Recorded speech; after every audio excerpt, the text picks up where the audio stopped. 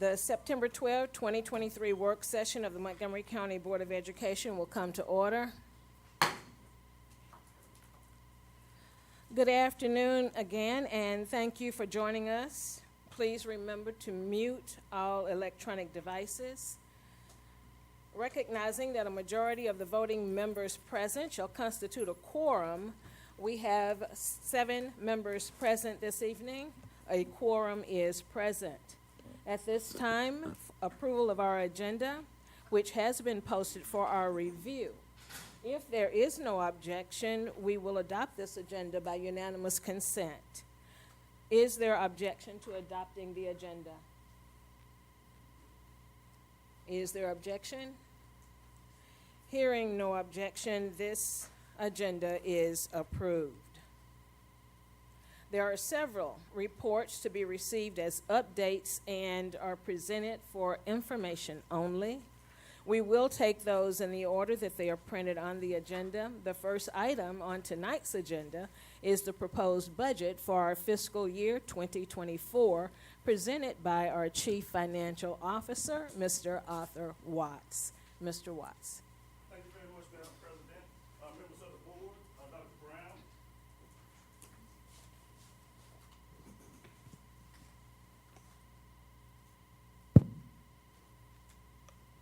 We'd also like to thank everyone for coming out and joining in with us for our second budget hearing.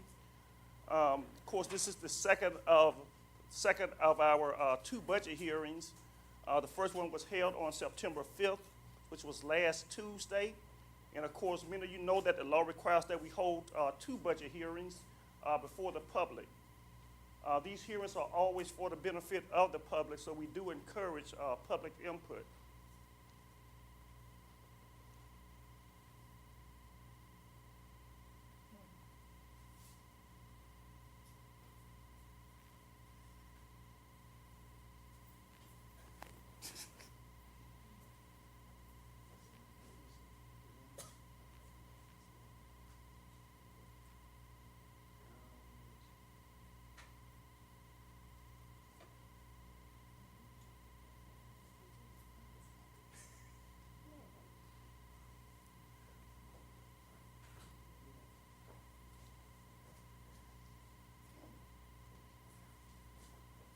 Okay, that's fine.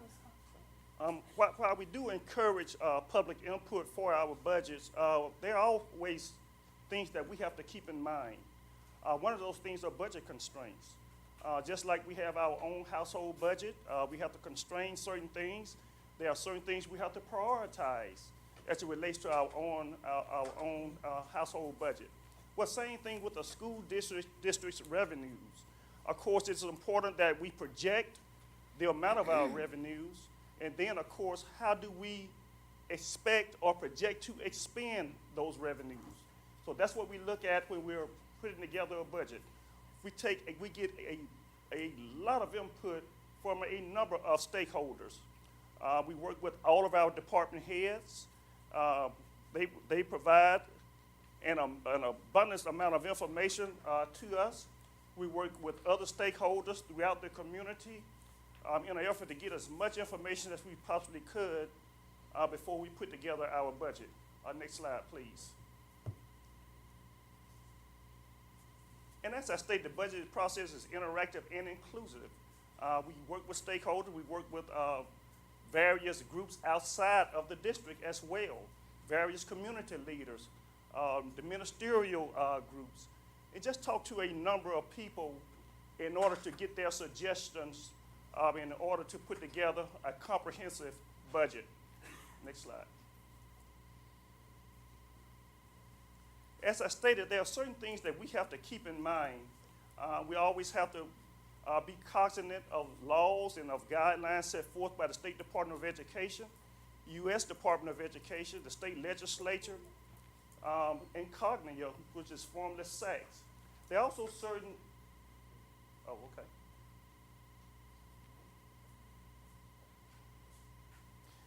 There are also certain matches that we have to do in order to qualify for certain funding sources. For example, we project to receive about $150 million from the state from what is called the State's Foundation Program. However, in order for us to receive that $150 million, the district will be required to put up over $30 million of its own local revenues to participate in the state's foundation program. We'll also receive over $7 million from the state's capital purchase program. However, in order to participate in the state's capital purchase program, we'll be required to put up over $1.5 million of our own local tax revenues in order to participate in that state capital purchase program. And tonight, if it's okay, I know we have a board meeting tonight, board members, that starts at 4:30, so I'm gonna kind of be a little quicker today than I was last Tuesday. I think I went into a lot of detail last Tuesday, but I certainly want to be cognizant of everyone's time. Just a few highlights that we obtained in FY 2024. Of course, our district has obtained its 1 month required fund balance over the last 4 years. In fact, we have more than 3 times the state required fund balance. And I think many of you all remember a few years ago where we were as it relates to our fund balance, where we was looking at the possibility of going in the red. But because of good money management by our board and by our district leadership, we're in a pretty good place now as it relates to our general fund. Our district has received a perfect audit over the last 2 years. And for the first time, well, this is what the audit examiners told us, that this was the first time in decades that we've received a complete zero finding audit. So that's something that we're very, very proud of. We want to continue that trend. We're meeting all state foundation regulations, and we are using technology as much as possible in order to ensure that we're doing things quicker, timely, and accurately. So we're going to continue to infuse technology into all of our financial processes. Next slide, please. We'll continue to provide professional development to all of our bookkeepers and principals. This is an annual occurrence. It's a required coaching that we do for our coaches and bookkeepers. We're recommending a competitive salary schedule for several position types. We're looking at some additional increases, more competitive salaries for our CNP staff, custodial, transportation, clerical, maintenance, and some other school administrative staff. 1 year ago, of course, we implemented some other cashless and other technology-related programs in our financial scenarios. One of the things that I'm mostly proud of is that the district has created 2 new reserve accounts. We created a capital reserve account and a technology reserve account on last year. And I think this was extremely crucial for our district. We want to be ready to, when we need a roof replacement, we have the money to do that roof. If we need an HVAC replacement, we can pull those funds to do the HVAC. Same thing with technology. We're doing a one-to-one technology right now. We want to continue that trend even when the ESSER funds are gone. So by us creating these replacement accounts and of course putting monies into those accounts each year, then we'll be ready to replace those various structural items. We've also asking the board in this year's budget to create a reserve account for vehicles. We all know that at some point that old clunker goes out and we have to replace it. Same thing with security cameras and other security infrastructures. So we're asking the board also to approve a replacement account for both security and vehicle. So therefore, we'll have 4 capital replacement accounts that I think would establish this board going on into the future, which is what we want to do. Next slide, please. And I'm just going to mention just a couple of the challenges. One of the major challenges, and I'm going to go down to about the 4th one, the unforeseen and devastating increase in construction costs has caused MPS and other governmental entities, private industry to reprioritize the entire capital program. Numerous projects will have to be delayed or shelved as a result of escalated construction costs. And I'm sure many of you all have heard about the increase in construction costs. You all probably have heard that a lot of houses that was being built is kind of slowed down a lot now. And that's mainly because of the increase in construction costs. Well, the same thing has happened here in Montgomery. In fact, I spoke with one of the state officials, Young Boozer. I'm sure many of you all know him. He is the state treasurer. And he was telling me that they were planning to build 2 new prisons at a cost of about $1.2 billion. Well, now the cost of 1 prison is almost $1 billion. They're planning on building 2 at a cost of $1.2 billion. Now the cost of 1 is almost $1 billion. So that construction cost has hit the entire industry throughout the United States. It also has hit us really, really hard. We was planning on pretty much constructing, renovating about 37 projects. That list is going to have to decrease now. It's going to have to decrease quite a bit, down to possibly 11, and may have to go down even more. And mainly because not just the escalated construction costs, but the cost of borrowing has increased. If you were to go out now, take out a loan, whereas you may have gotten a loan, construction loan, 2.2%, 2.5%, 6%, 6.5%, 7% now. So the cost of borrowing has increased drastically. So let's just say that we was planning on borrowing, and then I'm gonna move on. Let's say we was planning on borrowing $300 or $400 million to do our capital program. And let's say that we was projecting to expend about $12, $13 million a year for debt service expenses. That may be well over $17, $18 to $20 million now. That would be the cost to pay back over 20 or 30 years. So these are some of the things that we have to take under consideration and some of the challenges that we are confronted with on today. Next slide, please. I just thought it was very, very important to bring that out. We see our projected ADM. This is another challenge, but I'm very, very happy that our superintendents put together a number of initiatives in hopes of increasing our student population. But you see the decline in student population over the last 7 years. And one of the things that we do know that when there's a loss of student population, then that means a loss in dollars. Because we receive what is called, or we are funded what is called, based on what is called teacher units.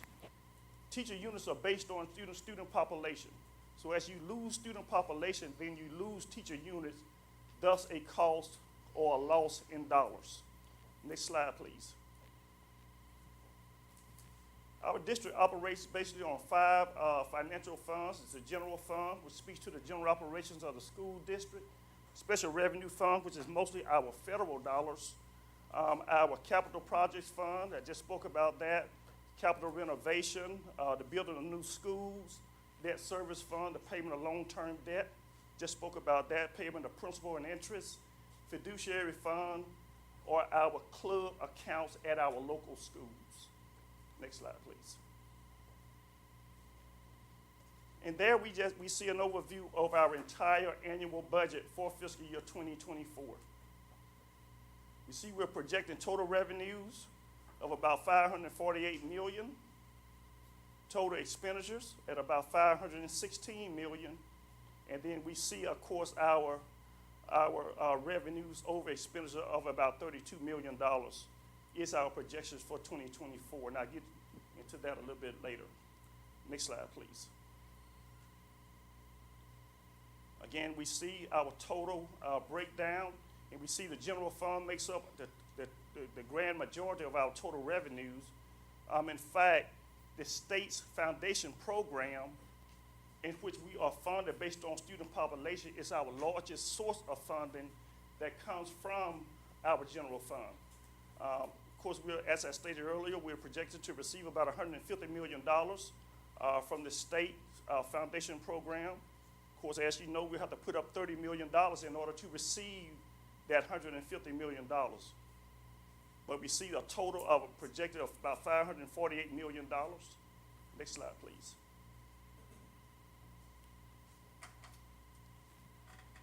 And there again, we see our general fund projections. As you see, our state sources or state revenues, mainly the state foundation program is our largest source of revenues. Then our local sources, which are mainly our local taxes, and I'll talk about that in just a second as well. And we see we're projecting an increase of revenues over expenditures of about $8.1 million for fiscal year 2024. Next slide. And there we see a breakdown again of our general fund. We noticed that 150 or 180 million dollars is from the state. We received from the state. We noticed federal, $437,000. That's just a small amount that we receive to help support our ROTC program. As you know, we have the various militaries at our various traditional high schools, and the federal government do provide some money to go towards the salaries of those individuals. As anyone may guess, our local revenues are basically our sales taxes and local property taxes. And could be any type of appropriations from county commissions, city councilors, and so forth. Other revenue and fund sources are mainly what is called indirect costs. This is basically a small fee or small percentage that our general fund access to our federal funds in order to administer those federal programs. Next slide. And there we see a breakdown of our total general fund. And let's note that about 30% of our total revenues are our local. However, I want us to read the cost, the capture down here. This does not include an additional $16.5 million that we're receiving from the new property tax that we'll be receiving beginning in October. In all, we are projecting to receive about $33 million in new tax revenues from the ad valorem tax that was approved by the voters of Montgomery. And I want to again just say thank you all to this entire community for going out and supporting public education by voting yes to the property tax increase that took place, I think, in 2021. So thank you all so much again for that. It has provided an opportunity for us to do some really, really good capital renovations and providing us an opportunity to put in place a number of educational opportunities, whether it be AP teachers, additional security, just all kinds of things that we're doing in order to enhance education in Montgomery. So thank you for that. Next slide, please. Let's look at what other school districts are receiving as it relates to local revenues. While, of course, ours is about, and I'm going to go ahead and include that additional $16.5 million that's in our capital program. Right now, we're doing about 34.8%. About 34.8% of our total revenues are local revenues. Well, let's look at some of our other districts, such as Birmingham, about 45%, Huntsville, about 44%. These are districts that have some very, very similar demographics as Montgomery. So that's why we made this particular comparison. Of course, we could have pulled some county districts also. One of the county districts that is kind of closely aligned with Montgomery as it relates to student population is Baldwin County.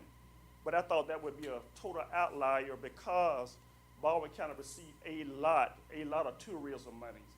So I kind of want to use some very, very similar demographics as Montgomery. Next slide, please. And I just want to say, could you go back, go back again to that slide?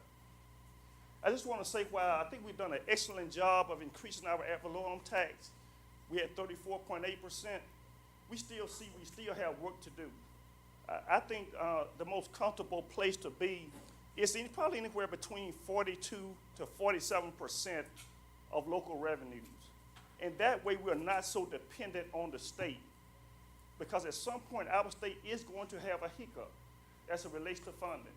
And we want to always ensure that we have enough local funding to pick up the slack.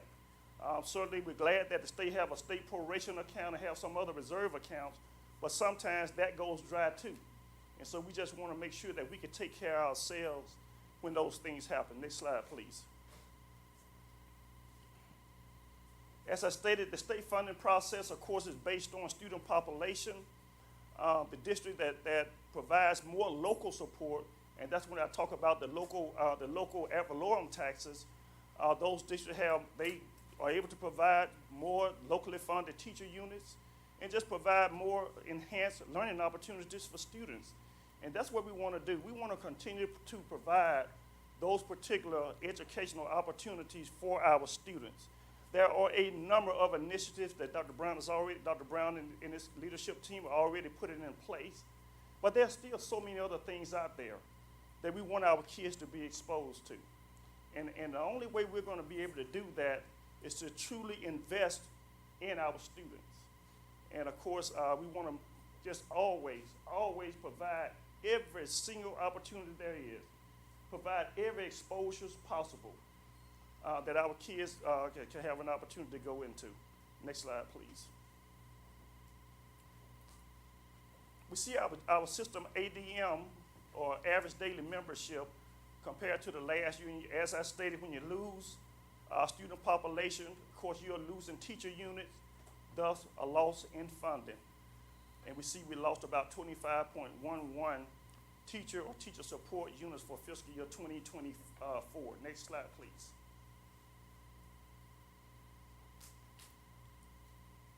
As I stated earlier, in order for us to receive that $150 million from the state, we'll be required to put up over $30 million. So this slide basically displays the amount of local revenues that we'll have to budget and the amount of state revenues that we'll have to budget. It's the $150 million plus the $30 million that we'll have to put up in order to receive that state's foundation $150 million. So it's $181 million of both state and local funds that we have to put up. Now, we noticed that that's a $3.2 million increase. Now, while that is an increase, we actually lost money due to our drop in student population. That increase is there because there was a 2% state mandated raise for all employees for fiscal year 2024. Next slide, please. This slide basically shows the total amount of money we will actually receive from the state for FY 2024. And again, you see the $151 million that we'll receive. On the other slide, it had $182 million, which was the $151 million from the state foundation program, plus the $30 million that our district would be required to put up. We see the various other allocations that we'll receive, whether it's transportation to transport students to and from school, fleet renewal. These are monies that are utilized to replace old school buses. Any school bus that is 10 years old or less will receive $7,581 per bus. And of course, the state capital purchase dollars of $7.4 million we'll receive for FY 2024. Of course, as you recall, we'll be required to put up over $1.3 million in order to receive that $7.4 million. Next slide, please. And there again, we see our local match. We see the $31.9 million is what we'll be required to put up for FY 2024. $30 million to participate in the state's foundation program, $1.5 million for the state capital purchase program. Next slide, please. And there again, we see the remainder of our various general fund revenues. As I stated, the majority of the federal revenues come from the federal government, ROTC. And there we see a listing of our various local revenues. And of course, the indirect cost, again, is the small administrative fee that our general fund access to our federal programs in order for us to administer those particular programs. Next slide, please. Our district operates on basically 7 different functional expenditure areas. First, there's the instructional area. The instructional area are basically It's going to be mostly teacher salaries and benefits, but it is those expenditures related to the interaction between teachers and students. So whatever it takes for that teacher to provide direct instruction to that student will be termed instructional expenditures. Instructional support expenditures are basically those support areas that support the teacher so that that teacher could provide instruction to the children. An example of instructional support would be principals. Principals provide support to the teachers. Assistant principals provide support to the principals, to the teachers. Counselors, librarians, all of them provide support to our teachers. Then we have the operation and maintenance expenditures. That would be mostly our maintenance department, our security department, our custodial staff. So all of those particular expenditures relating to keeping all of our schools and buildings clean, safe, and secure would be termed operation expenditures. Also, operation expenditures would also include all of the utilities bills that we pay, keeping the buildings safe, clean, and secure. Auxiliary expenditures or activities of subsidiary capacity. This would be mainly transportation in our general fund and food service expenditures in our federal funds. General administrative, mainly the superintendent's office, finance office, the board, all of the human resources, all of those would be general administrative. Capital outlay, the building, basically building renovations is basically capital outlay. Debt service, the payment of long-term debt, payment of principal and interest. Other expenditures, mainly other expenditures would be mainly pre-K expenditures or extended day expenditures. Summer school would be termed other expenditures. And of course, we have numerous tutoring programs working with our students after the end of the school day or before the regular school day. All of those would be termed other expenditures. Next slide, please. We see a breakdown of our total expenditures of about $267 million projected for fiscal year 2024. One thing that I like about this particular slide, that we see that the majority of our expenditures, about $199 million of it, almost $200 million of it, is going to the classroom or for the support of the classroom. So we see that $147 million and $51 million is going towards instruction. So out of the $267 million, almost $200 million of that is going towards directed to our classroom or for the support of our classroom. Of course, we see operation and maintenance, keeping our buildings safe, clean, secure. Auxiliary, of course, auxiliary in the general fund would be transportation, general administrative expenditures, of course, other expenditures, pre-K and so forth. Next slide, please. And there we see a pie chart of our total expenditures, and we notice that about 75% of our total expenditures is basically instruction. Next slide, please. Here we see our projected general fund balance as of FY 2024.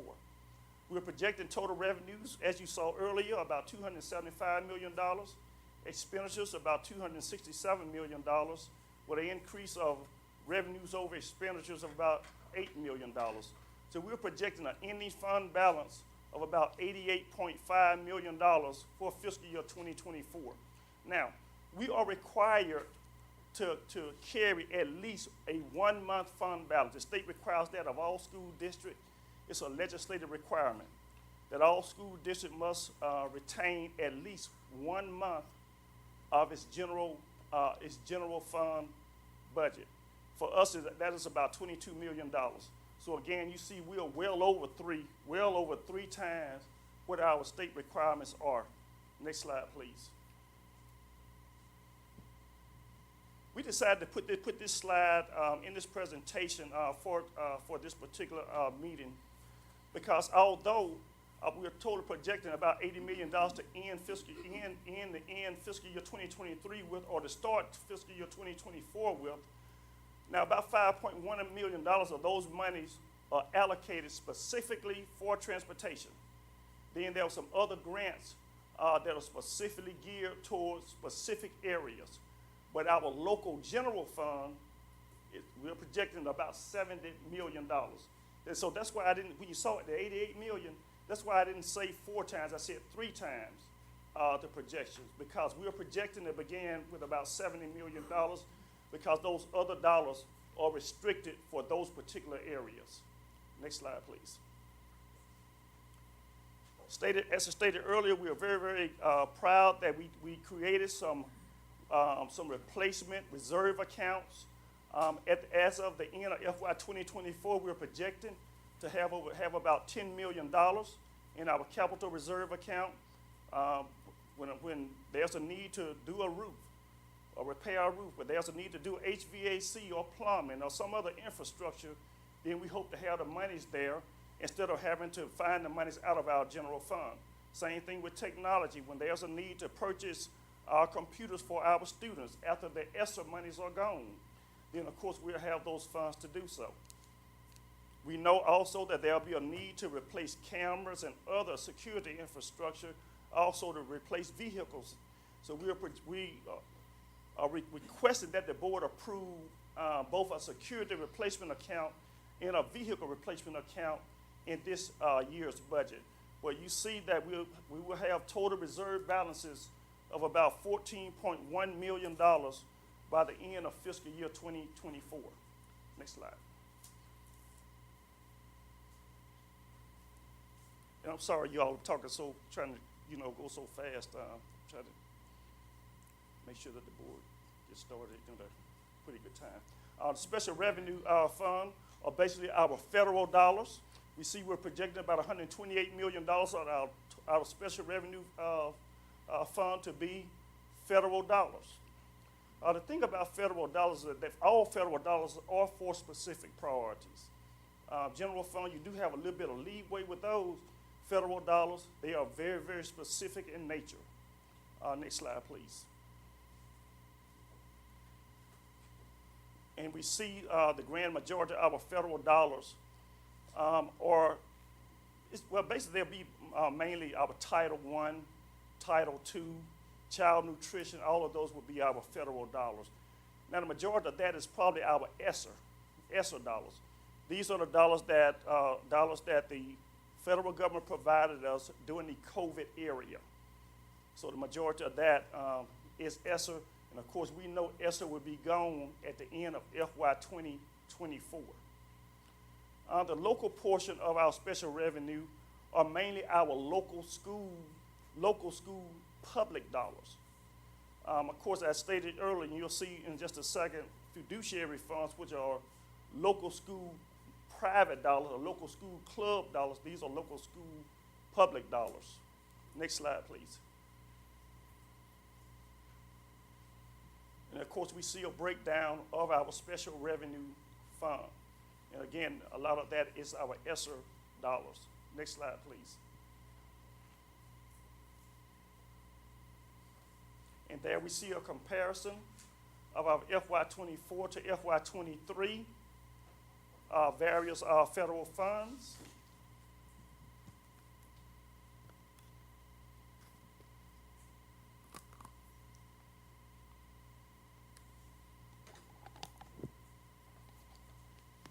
And as I stated, the majority of our local, as it relates to our special revenue, will be our local school public dollars. Of course, our CNP also have some sales of a la cartes during that time. Next slide, please. And there we see a listing of our expenditures in our special revenue fund, about $131 million is what we are projecting.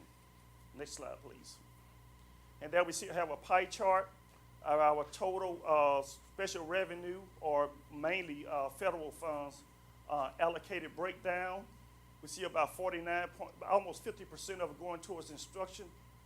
about 14% going towards auxiliary operation and maintenance, about 8.98. In a normal year, when you don't have the ESSER dollars, the grand majority of these dollars are going towards instruction also. But ESSER dollars also was allowed to be used towards some HVAC type items. And we also did some other things that was very, very beneficial for the school district with our ESSER dollars for fiscal year 2023. Next slide, please. And we're projected for 2024.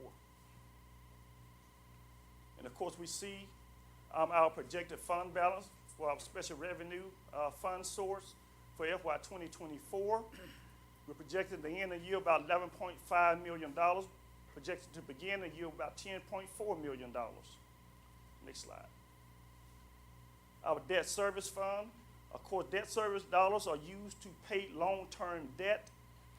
And we noticed there that, well, I just should point out that we usually transfer funds from our capital projects fund to our debt service fund in order to pay the long-term debt, in which this is an allowable expenditure from the state to utilize those capital project funds to help pay or help subsidize the long-term debt.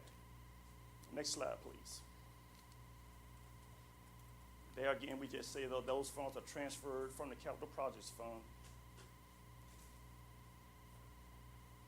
And we're projecting about $129 million worth of expenditures in the capital projects fund for FY 2024. We probably will let bonds at some point. You see about $107 million of letting of bonds in order to fund the renovation in the building of schools for 2024.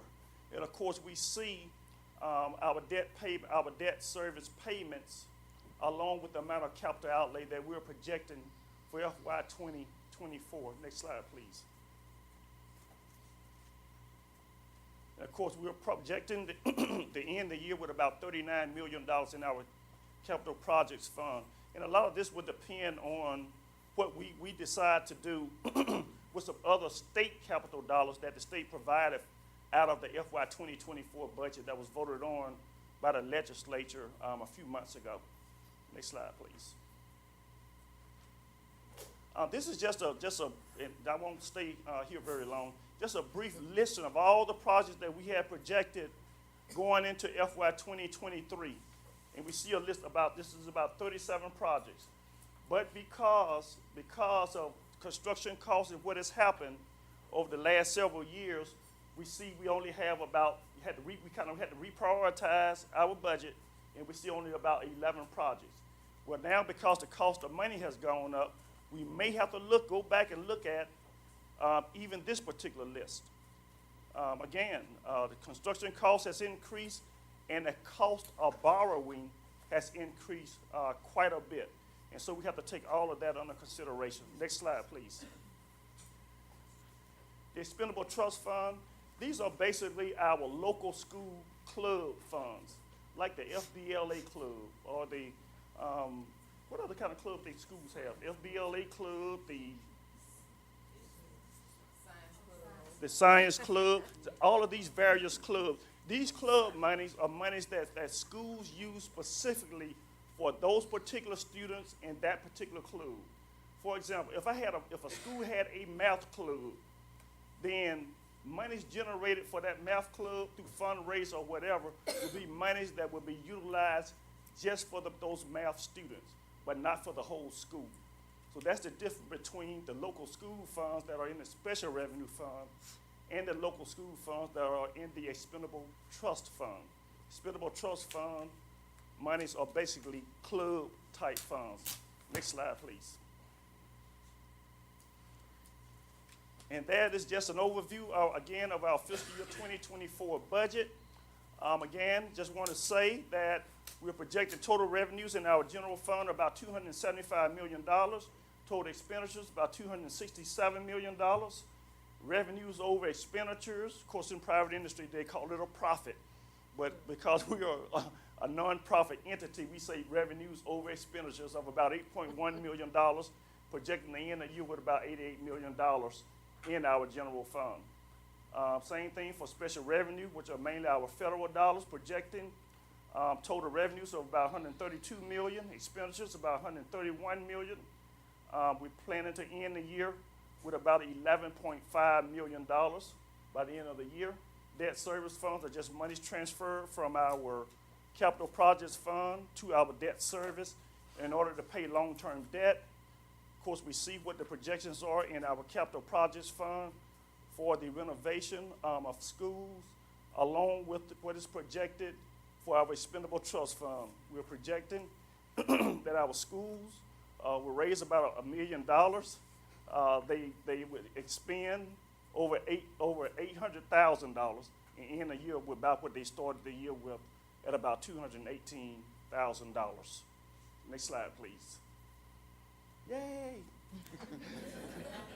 Wonderful. Thank you so much, Mr. Watts, for excellent detail, great information. At this time, we open the floor, colleagues, for questions of Mr. Watts. I did have, Yes. Back on the supplemental information proposed 2024 budget, I noticed, I was just comparing the two charts of the decline in enrollment. Yes, You ma'am. have the projected decline, I'm not talking about the decline, I'm talking about the projected, because your decline in 1 year to 2024 was 1758. Yes, To ma'am. 25 was 436, you're looking at 6 less than 2,200. So given that, why on Roman numeral 2, where it says projected enrollment by school, why don't we, when you're counting in the textbooks and all that, why isn't that filled out? Because it says it's to be completed by LEA. Who is I that? need to see that one. It's on, I went through every one of them. It's Okay. just, there's not a number for any of these where it says projected enrollment by school to be completed by LEA.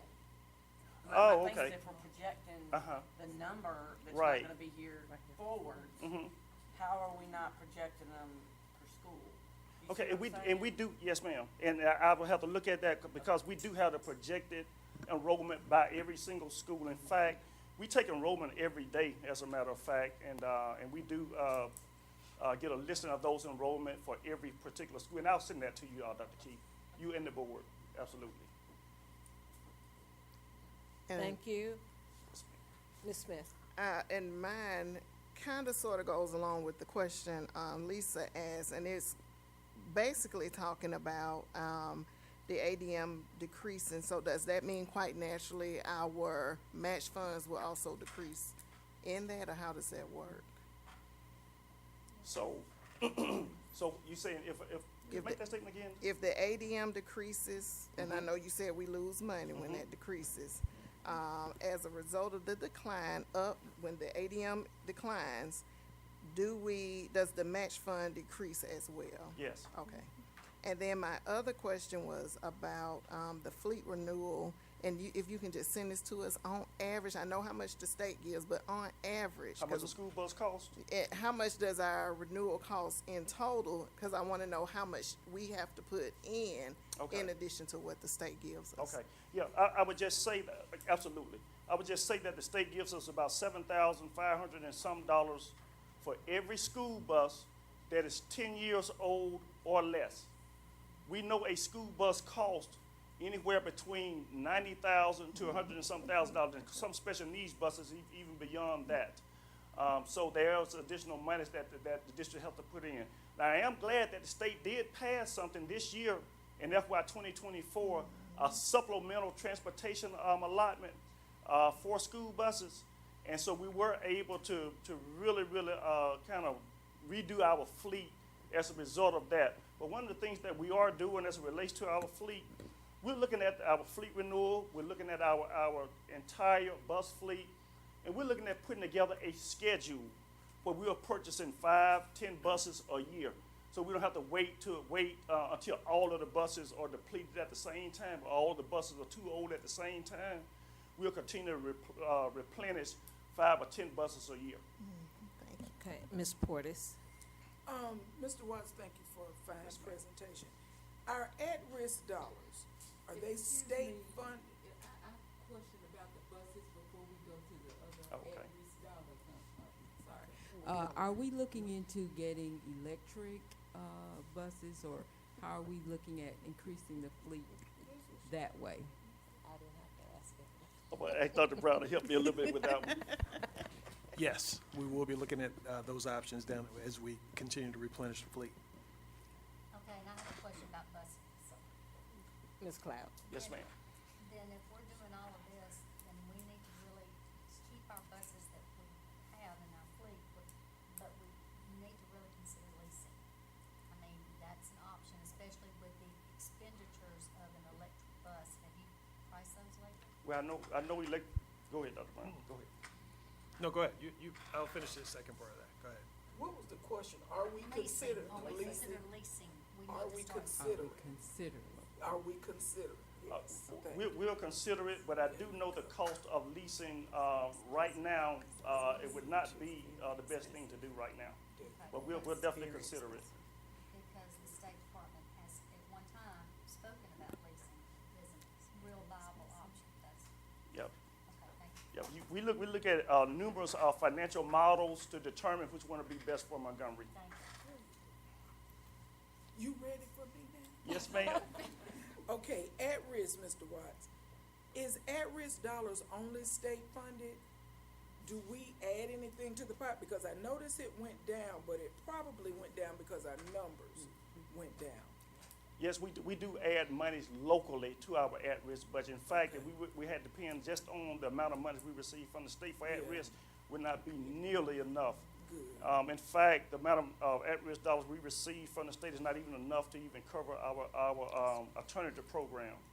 So we have to add monies from our local dollars to what the state provides us in at-risk. So, and we may have to even put in more dollars to stop our loss and plug some holes, is that? Yes, ma'am. Okay. Yes, ma'am.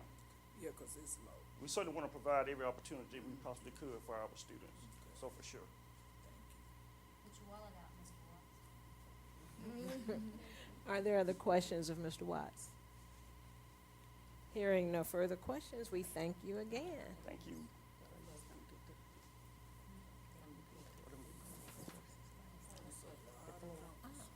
The public, I apologize. Are there questions from our public regarding our proposed budget?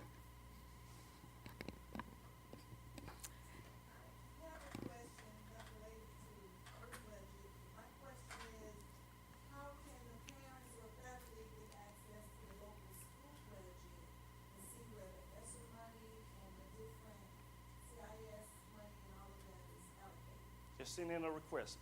Is it a request? Yes, ma'am. Council or to you? Either one, Okay, yes. thank you. I preferably send it to me. Okay. Okay, thanks again, Mr. Watts. Oh, Yes, that's ma'am. another question. Was there another? I'm sorry. Didn't see it, go ahead. Where is that, where in the budget is the money coming from to, change like the signage and everything for the two high schools? Some of that is coming from capital renovation, our capital program, and some is coming from our local. So it'll be coming from both.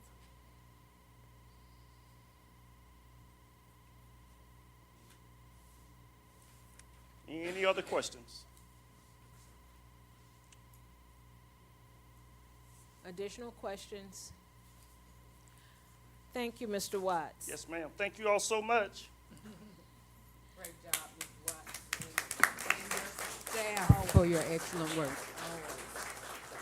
The next informational item on our agenda is a Volkert update.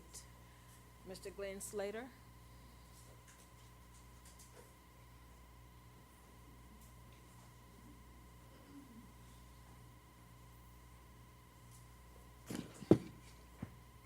Thank you, Madam President, board members, Dr. Brown.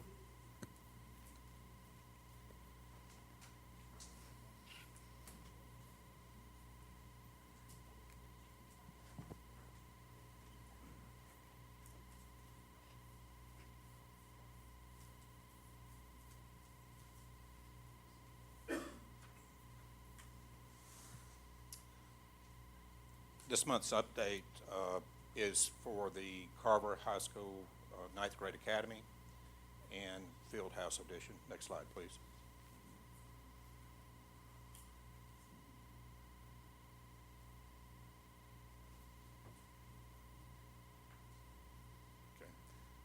Carver High School Ninth Grade Academy Edition and the new athletic field house. Our architect is JMR and H Architecture.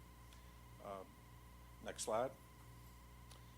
Bailey Harris Construction's the contractor. They gave a notice to proceed on July 10th. Have 600 days to complete the project. Right now, our goal is to have the academy open for next school year, and the field house for spring of '25. The percentage of construction completion right now is just under 10%. Next slide. This is the view standing from the south, looking at where the ninth grade academy is going to be. They're pouring concrete in the footings right there. Next slide. As you can see here, the foundations, footings with the rebar and plumbing sticking up out of the ground. Planning on doing a first slab pour next week, so half of the floor will be poured by the end of next week. There on the left is the transformer pad. The transformer's actually in the yard at Alabama Power Company. We're just working on getting a schedule for them to come set it in place, which has not been the case on a lot of projects lately. Transformers have been slow lead times on a lot of it. We were able to have this one ordered ahead of time, and the power company had it on the yard soon. Next slide. Some more earth clearing and materials that are on site, some concrete drainage pipes. Next is our MBE DBE reported. Next slide. Currently at 21 million for professional services fees total, and 10.8 of that is for minority participation, or roughly 51%. Next. That concludes this month's update, unless you have any questions. I have a question. Yes, ma'am. Yes. The question I have is, if we're started July 2023, so when of our projected completion for the ninth grade academy? The ninth grade academy, we're projecting it to be finished for next school year, 2024 school year, 1 year from now. Okay. And the field house will be spring of '25. Okay. That's Thank why you. it was the 600 Yeah, days. Yes, ma'am. I wanted clarity. You know me. I heard. Let me ask you this, I'm not questioning you, okay? I mean, I'm not saying you're not fair or whatever, but when you go back and you look at the budget, Okay. the day that we met and all that kind of stuff, I realized that we had to give up several of our projects to meet the projects that we're doing now. Right. But what I don't understand, I mean, like, this is like almost 100% inflation, because when you look at, just take Baldwin for a minute. You're at 17 million, and then you go to 34. The difference is 16. So we've only had y'all, 2 or 3 years, and now we're doubled in price on every single project except the Children's Center, okay? And the Children's Center only went up, not even 100,000. The Children's Center went up 19,000. Right. No, or excuse me, 19 million. No, 19,000. That was 1,000. Right. It's 19,000. How? I mean, if we're truly inflation, gas should be costing us $7 a gallon. Cabbage should be costing us $10. How is lumber doubled? I mean, I get a half, but now we're doubled. I mean, that just, I'm baffled by that. I'm totally baffled by that. When we built the budgets back in 21, we were using numbers that we had just finished working in Jefferson County at $180 and $190 a square foot. Right. I projected out and gave it a decent inflation rate of about 240. It's coming in much more.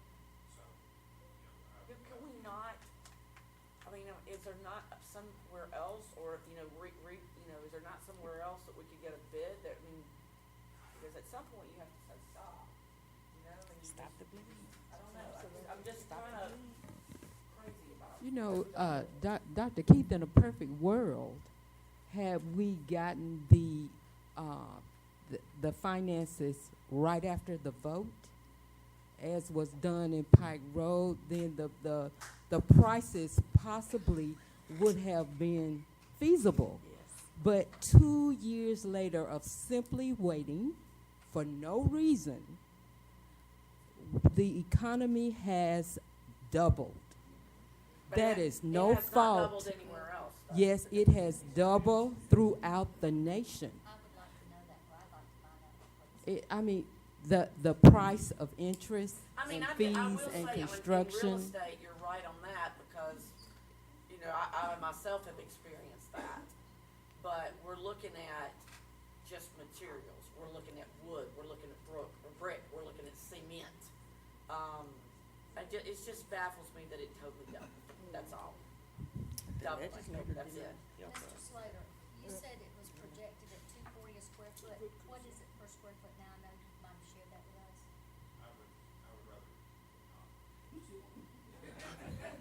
You scared, say you scared. I don't think it's fair. It's like, I was on it, yeah, I was on it. Okay, thank you. You know, that was a reasonable question. So it But is, if it we has don't start doubled. building right this minute on every one of them, guess where we're gonna be in the same amount of time? First of all, is Okay. magic part. We could see it go like 2007, 2008. We can talk.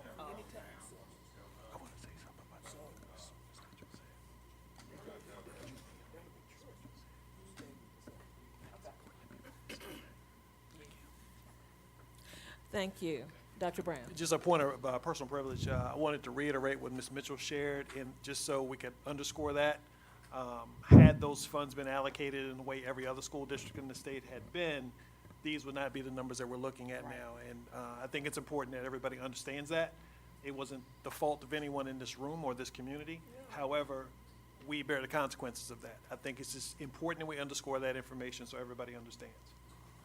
Absolutely. Thank you. Thank you very much. Okay. Thanks again, Mr. Slater. At this time, we have an update from Life Academy Startup Charter. It's a good question.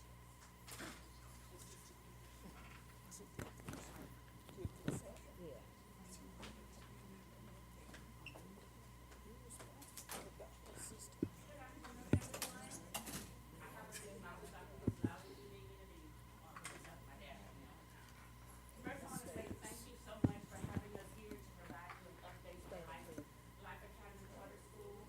We are so excited to be here. I am Norma Lubin, the chairman, and I also have my vice chairman here. I also have our leadership team here. So all that being said, if you try to beat me up after I'm done, they got my back. Just kidding. Thank you so much again. We are so excited to be here. The last time I stood here with my team was when you all approved Life Academy to stand up as a startup charter school. And since that day, y'all, it got real. And I have a team that is just so amazing that I'm able to stand here today and share with you where we were and where we are. So if we could talk about where we were just for our enrollment. We promised you all that we would open our school with 270 students. We came back and we asked you, could we lower that number to 230? And the truth of the matter is, we ended up with somewhere close to between 160 and 180. We were very nervous. Last year, we made some changes. We tried to turn some things around. And we went from that 160 to 180 to well over 315. And today I stand here with you with Dr. Nettles as my witness. This year, we actually met our goal of 520 students enrolled at Life Academy. She came and counted all the votes to make sure we could tell them the truth. So that was really big for us. As Dr. White said, we know that enrollment drives our funding. And when we were at 160 to 180, there really wasn't a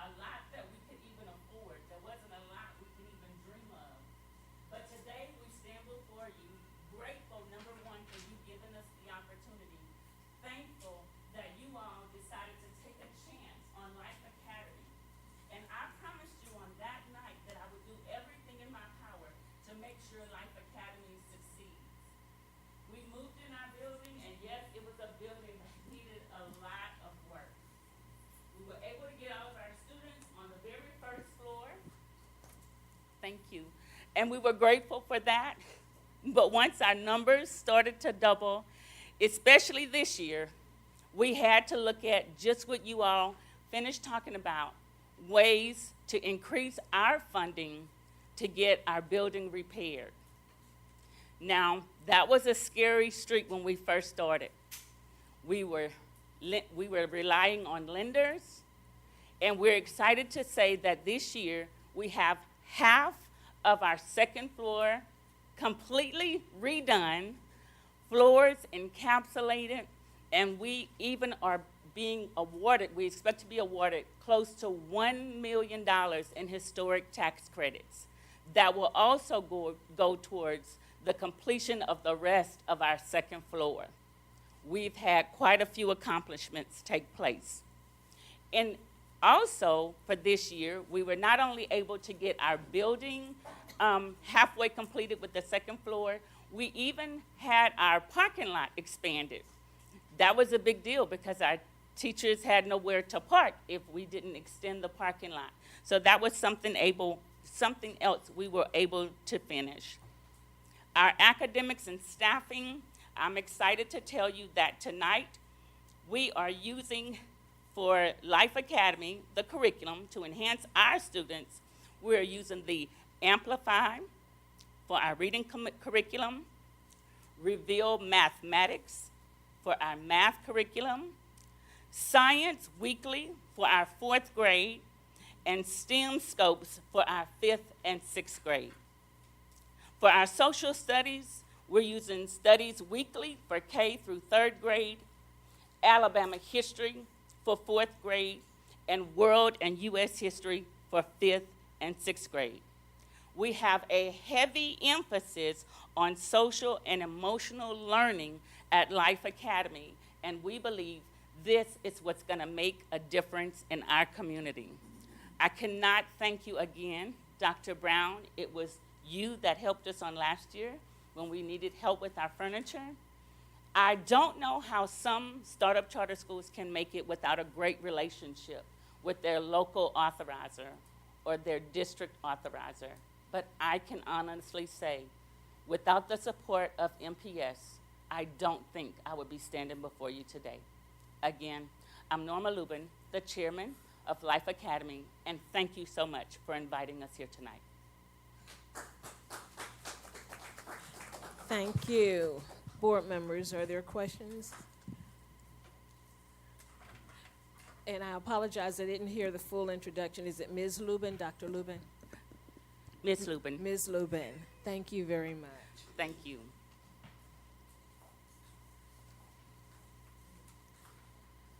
At this time, we will hear from Ms. Jamie Wilson, Ed Connective.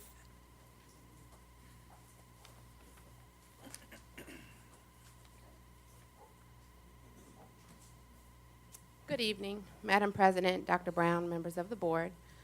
Up for board action and requesting for approval is the continued work with Ed Connective, our leadership development partners. Ed Connective provides leadership development in the form of workshops. We also have one-to-one intensive coaching sessions and collaborative planning to support leader needs. As you know, the national average, or may not know, the national average for principals leaving the profession within 3 years is 50%.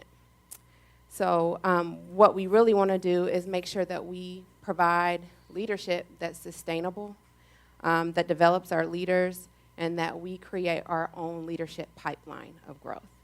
That is what the partnerships and workshops and one-to-one sessions are focused on with Ed Connective. The workshop supports leadership development and then coaching through job embedded support. In 2022-2023, we offered with Ed Connective 4 workshops for all principals, 4 workshops for all assistant principals, and 3 workshops for our aspiring leaders which are teacher leaders who are interested or have thought about leadership roles. Sessions centered on visions and goal setting, transformational leadership through feedback with teachers, supporting equitable practices, and increasing teacher retention. In the coaching sessions, we had a total of 71 participate in coaching sessions. That's 90-day one-on-one sessions. 19 were principals, 28 were assistant principals, and 24 were our aspiring leaders. What's interesting that we're excited about is that of those, 18 participated in applying and interviewed. So they were not only filled out applications, but they were also interviewed for a promotional position. Of those 18, 12 were promoted, 6 filled principal positions with a 67% promotional rate from the participation in the one-on-one coaching.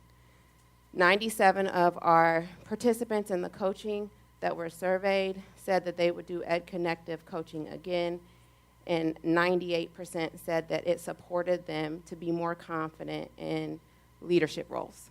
So the point is that we want to continue our coaching sessions and our leadership development, expand it so that we're growing our own within MPS. So today, up for action is an additional year of coaching sessions for 75 participants. And then this year we have decreased because we're working on growing our own and being able to establish leadership development within MPS. And so we've decreased the amount of workshops, increased the amount of coaching sessions based on feedback and based on our data, so that now we're working with Ed Connective for 3 workshops, 1 for principals, 1 for aspiring leaders, and 1 for assistant principals, and an additional workshop for our directors. Thank you. Could Are you- there, One for principals, could I just ask her to repeat that? I was about to ask if there were questions. Go ahead. I just needed to, I'm writing it down. I'm sorry, I didn't hear the question. Again, go over one for principals, one for, I didn't hear all. Yes, we have 3 different areas of leadership: principals, assistant principals, and aspiring leaders. And directors. No. Yes, and then there's a director workshop as well. Okay, principals, assistant principals, aspiring leaders, and directors. Yes. Thank you. Additional questions? I have one. Yes, How are they chosen? How are you choosing these people? So for the first year, the principals and assistant principals for coaching sessions were on volunteer basis. That seemed to work, and we didn't have any spaces that were not full, or we weren't able to accommodate for anyone who was not chosen. The aspiring leaders were developed with the principals and their leadership team, and I think they also, depending on the principal, put out what the coaching sessions are. And so what we like to do is look more specifically into the aspiring leaders portion of our development and see how we can maybe streamline the selection process. This might seem a little bit off the cuff, but we're not training people to leave us, are we? Out of this cohort, did anyone leave us? I don't have that data to tell you right now. And I hope But it's what zero. what I will say is that I am confident with the support that we provide, that if they're passionate about our MPS students, that they'll stay. And so the purpose is, yes, you might grow and be fantastic somewhere else, but you could also be a great leader here right at MPS.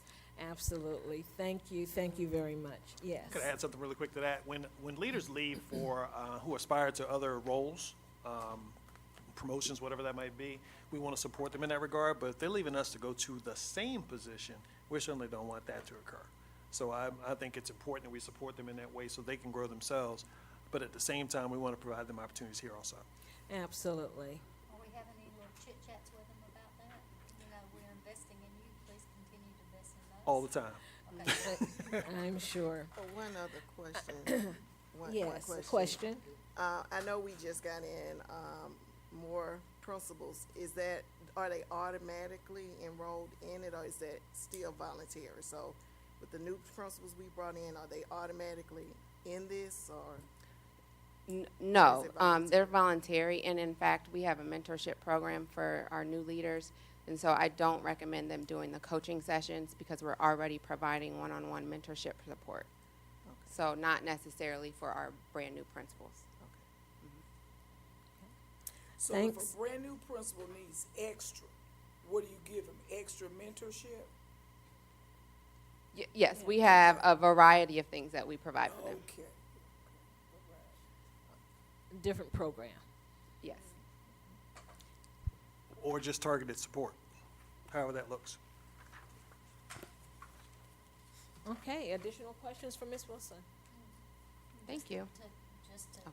hook on to what you just said with the new principals, is there a schedule that they know they're gonna be able to come and talk and have different, topics that they need to maybe do it the MPS way?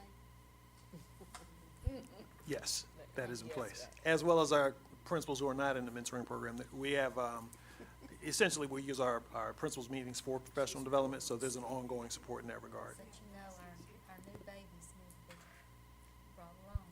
Thank you. Absolutely, just as some of our new babies are veterans. That's right. Exactly, but the MPS way is still the MPS way. Thank you. Okay, thanks again, Thank Ms. you. Wilson. Next, we will receive information regarding GPS Ed. This is presented by Ms. Davina Hill Johnson.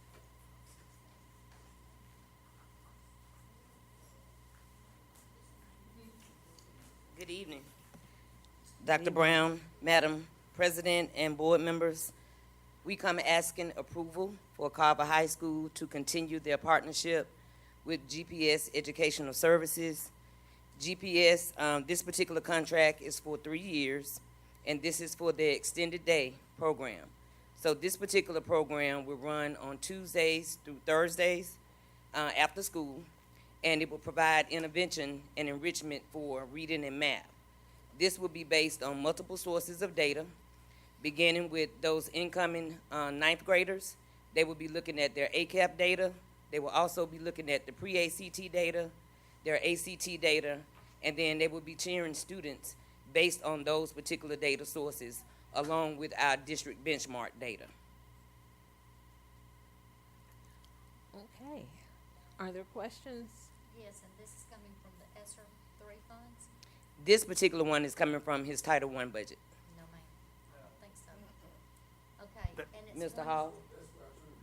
Yeah, that's been moved to ESSER 3. Okay. And it's 150, and it's 152,000 total or per year? The 200,000 is for the 3 years. Okay, I've got 152,000 on here. Is that for 3 years? Whatever you have is for 3 years. It should say 2023 through 2026. Yes, 152 for 3 years. Come up to the mic. Yeah. I got it. Okay. Yeah, we've had two iterations of that particular contract over the course of the last 3 days, and each iteration has decreased. So Yes, I like that. I love those types of I do iterations. too, I like negotiation, so it's 152 for 3 years. Yes. Okay, and how many proposed students do you think, I mean, if you were just gonna say, how many? About 350 students. 350 students. But if they had more students based on what the data spoke to, then they would be able to accommodate those students. And But that the is- cap is about 350, And that's grades 9 through? 9 through 12. And I hope we will get to hear some good things about this. I would like to have a checkpoint. Yes, ma'am. And if I may, you'll see some great things coming. We have some stuff coming that's been embargoed, but you'll see the fruits of our labor coming up here soon. I can promise you, you'll be proud. I'm excited. We appreciate the past things that you signed off on, and we use it, and the students are enjoying it. We have a great school year going at this point. Thank you. We And thank that's what you. I was gonna ask Mr. Hall. You were renewing, so you've used, this is the program that you've used and Oh, you yes. like, okay. Most definitely. I just started using them, and then Right. we expanded across the district, and you'll see the fruits of our labor coming up soon, I can promise you. All right, Yes. hold you to This that. sounds good. Are there additional questions of Ms. Hill Johnson? How long have you been using this program? This would be the 4th year. 4th year, okay. Yes. Okay, again, we thank you for your time. All right, thank you. Our next informational item is regarding professional services agreement with Pathway Guidance. Do we have Dr. Eric James and Dr. Kathleen Williamson?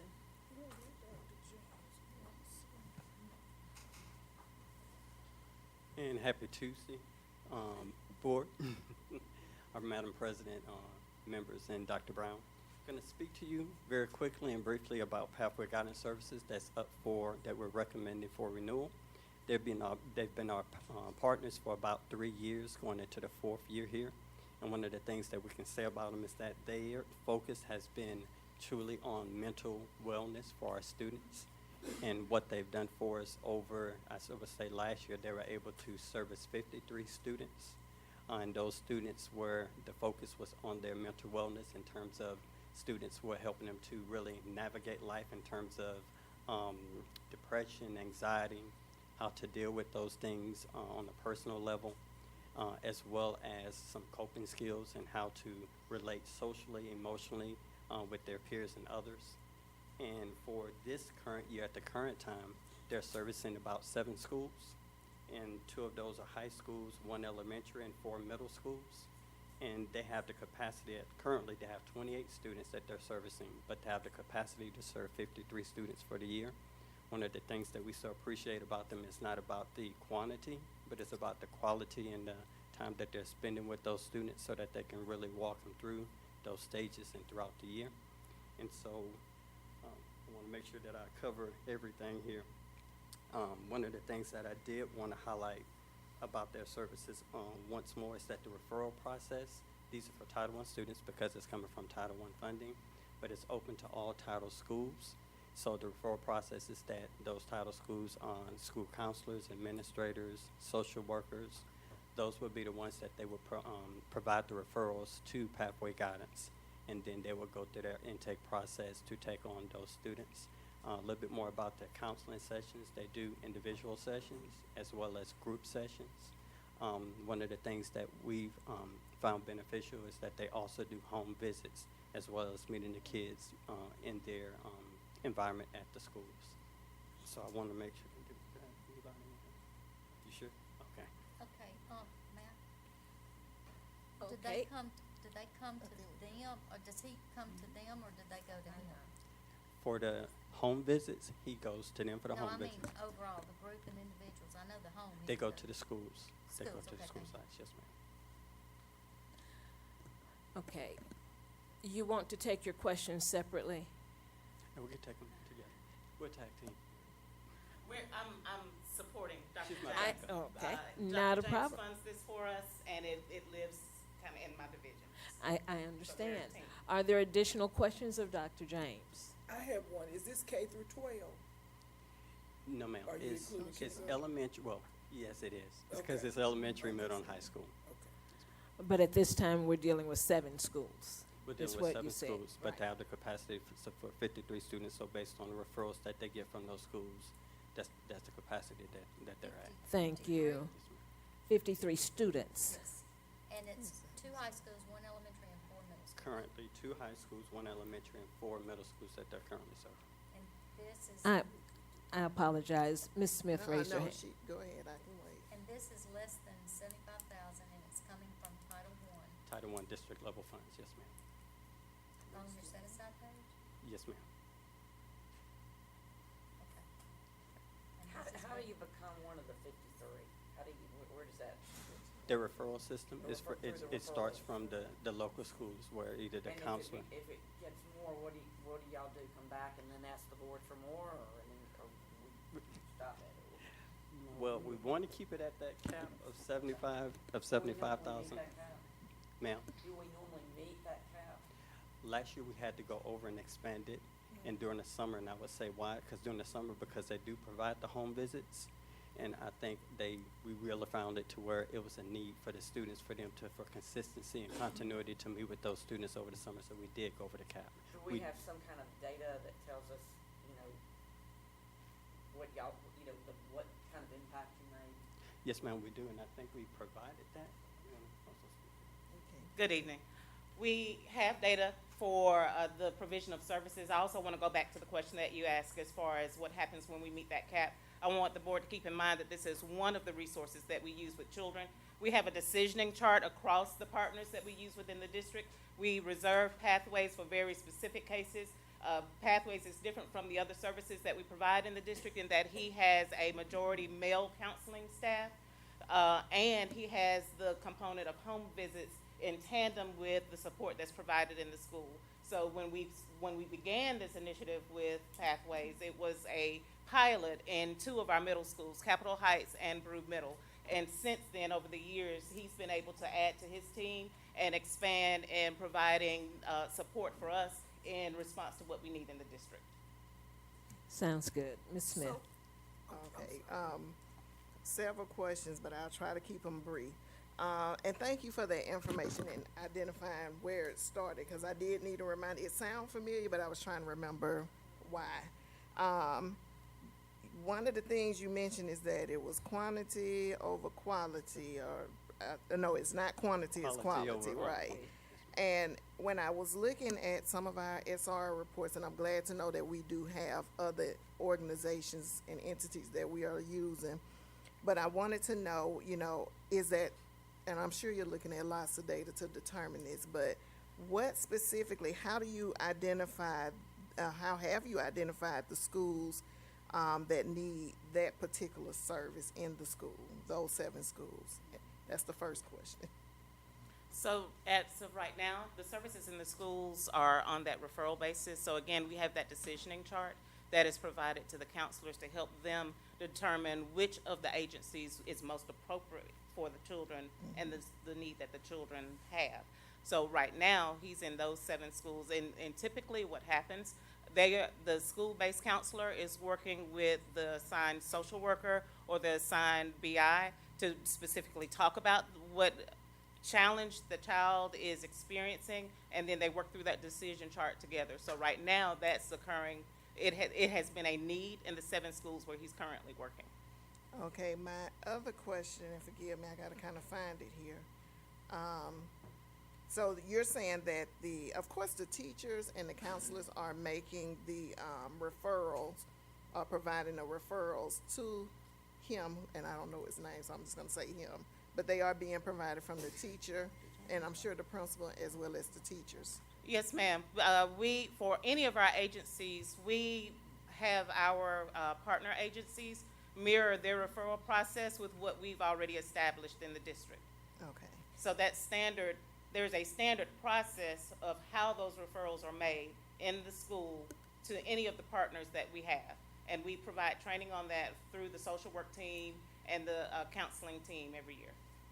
So it starts with analytical records, and then you go and build a look to the student that you're gonna offer for services. I'm sorry, ask that again? You're gonna look at anecdotal records, like what's being done and said in the school, and why this is going up to the counselor, the social worker, the BI, and the teacher coming together and making this referral. You mean the overall? I mean, how are you determining that it's just not a child having a bad day? Yes, ma'am. That is a collaboration with teachers, the counselor, multiple data points. So a child is not referred based on one day of off behavior. There's trends, there are multiple classroom observations that are conducted, there are multiple meetings, and keep in mind that the school team begins problem solving and providing intervention strategies before any other services are even put in place. So every opportunity is provided for that child to have success before we amp it up to the next level. So you're keeping anecdotal records? I mean, There's- that you have a little snapshot of what's going on and why this is happening, because you can build a story for a child that shows what they need. We have both qualitative and quantitative Thank data. Yes, ma'am. Thank you for clarifying that, because we don't know, and I know you have kind of a smirk on your face right now, and it's like, why are we smirking? I'm like, we don't know this, so we're happy to hear that. Yes, You know, ma'am. we're not up there in that main office with y'all, where y'all collaborate. We're over here, and we have heard that, from several people that, hey, y'all aren't allowed to talk to us. So the only way we're asking is when we ask you here, we get our answers right here. That's about it. Anywhere else, when you're hearing from 5 different people, from 10 different groups, you know, whatever, yes, you start to believe what you're hearing. So we Weekly have to connection. ask right here if we want an answer. Just for context, she's happy to share it. If any questions come from the board to individuals, that information can easily flow through me. If any questions, be happy to answer those for you. Thank you. But thank you too. Trust factor comes when you tell a central office that they can't speak to your board members. I have a huge problem with that. Understood, and those words were never uttered. So says like 10 other people that I have a aren't even question. together. Okay, Don't yes, play the let's, same games. thank you. Let's get back on track. And I will say, just for my own, Smirk that was kind of killing me. for our information, Dr. Williamson responds anytime I reach out, and I appreciate Thank you. how you respond. Thank you. Ms. Portis, you had a question? No? I have a question. If a parent comes in and say there's been a tragedy in a family, can the parent go to the counselor and they talk about making a referral then, or it needs to be a repeat occurrence? Oh, no, ma'am. Okay. We respond in real time. If there's a crisis that's happened Right. in a community or within a family, and that parent is open with us, we immediately sit down and begin problem solving with that parent to connect them to the appropriate services. Okay, good. And I appreciate your letting us know that you do maintain that qualitative data as well. One of the things, Dr. James, that I had a question about are these wonderful home visits. As you collect that data, do you have, or are you preparing to share that outside of your department? Because home visits can be valuable throughout our district, not just with problem students. I'm listening for the question. No, I apologize if it got clouded in my extra wording.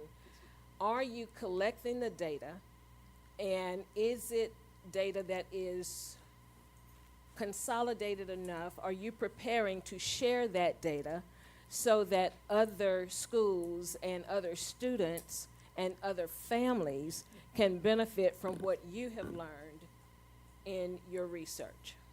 I can have Pathway Guidance Services as they collect that data throughout the year at certain benchmarks, and so that they can be able to share that with Dr. Williamson's department, so we can see what's working for them, and so that we can pretty much glean Absolutely. from them. Thank you. That would be very valuable. And Dr. Williamson, let me say this. Sometimes teachers have bad days too, and I don't want a teacher, I'm human, we're all human, I'm not throwing off on a teacher, but sometimes it's hard to like some children, let's just face it, but we've got to get past that, and I just don't want a child to be put in that position to be on a pathway that's really not the path they need to be on. Absolutely, Thank you. absolutely. Thank you. No decision is made from a one-shot observation. Thank you. Are there other questions of Dr. James, Dr. Williamson? Thank you. Thank you so very much. Thank you. Okay, at this time, we want to hear about the renewal of the ATBE, and I did not have a presenter.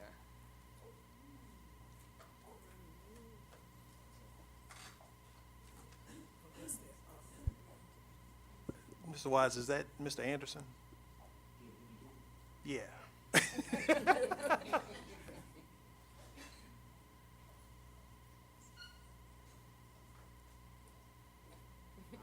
handle it. It's not really my area, but I help provide. It's yours today. The ATB insurance, that has to deal with our white fleet and our yellow fleet, so all our buses and any items like maintenance vehicles, anything within our fleet that we cover with automobile insurance and those items. So that's what's before you, and just something we do each year. Okay, are there questions of Mr. Anderson?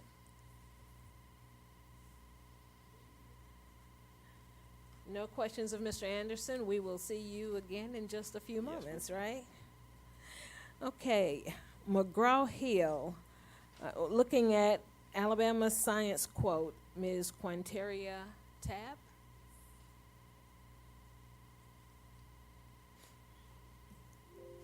All right. Good afternoon, Dr. Brown, Madam President, members of the board, NPS employees, and supporters. I'm coming today for a renewal of our McGraw-Hill digital access for our classrooms. I apologize. That's AI. Is it AI or Alabama? Alabama. Okay. We use McGraw-Hill in various K-12 classrooms for their textbooks, their digital resources, for our teachers and our students.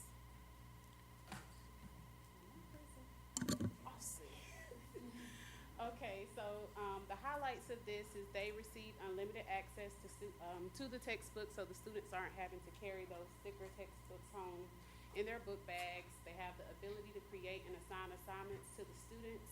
They have interactive learning with multimedia access and interactive assimilation. So some of the things that they give in the textbooks, we don't have to purchase an outside resource for. They just provide it for them in there. And it helps with differentiating instruction and extension activities. The courses that it will cover are the high school biology, chemistry, physics, physical science, anatomy, and physiology. It's going to reach about 5,275 students in our classroom. It also helps provide one-on-one support with the teachers, with the implementation team from the company.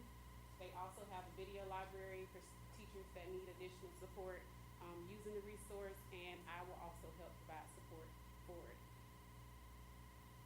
So the 1-year digital-only subscription that will provide textbook access to the teachers and instructors in all the NPS high schools will be about $145,094.16.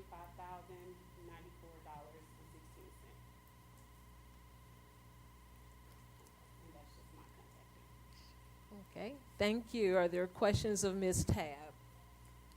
Ms. Smith? I have one.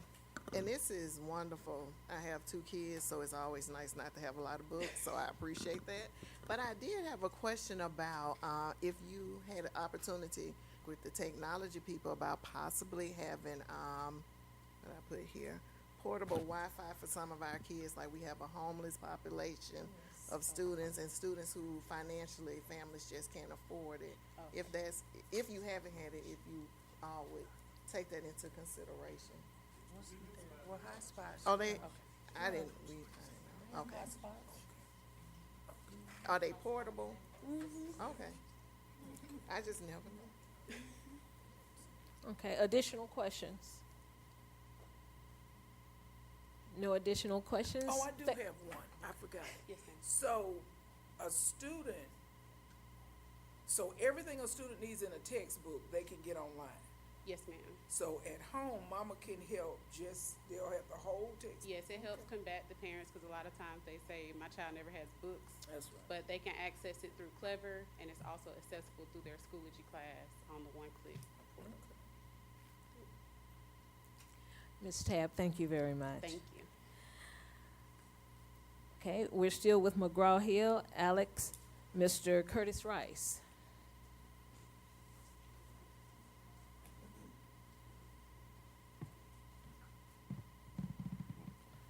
First of all, I want to thank you for all that you're doing, board members and Dr. Brown. The fact that y'all still awake is like, because I got that teacher thing when they get a certain time, then I start looking a little tired. And I'm looking at Dr. Brown, he must be running, so he's able to stay awake like this. And I'm like, it's amazing to me.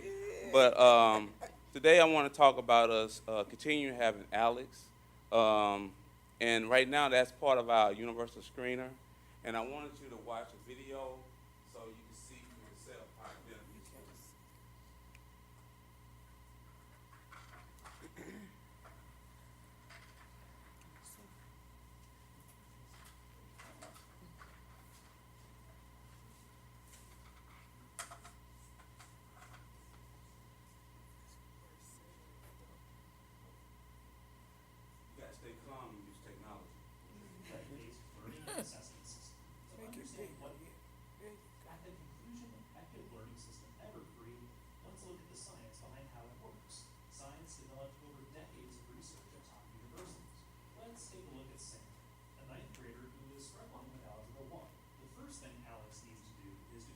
Sam's knowledge state. Sam's knowledge state is everything he already knows in Algebra 1. To get a basic understanding of what goes into computing a knowledge state, let's pretend that instead of consisting of several hundreds of topics, Algebra 1 only consisted of 5 topics. But even with only 5 topics, there are 32 possible knowledge states, or combinations of these topics.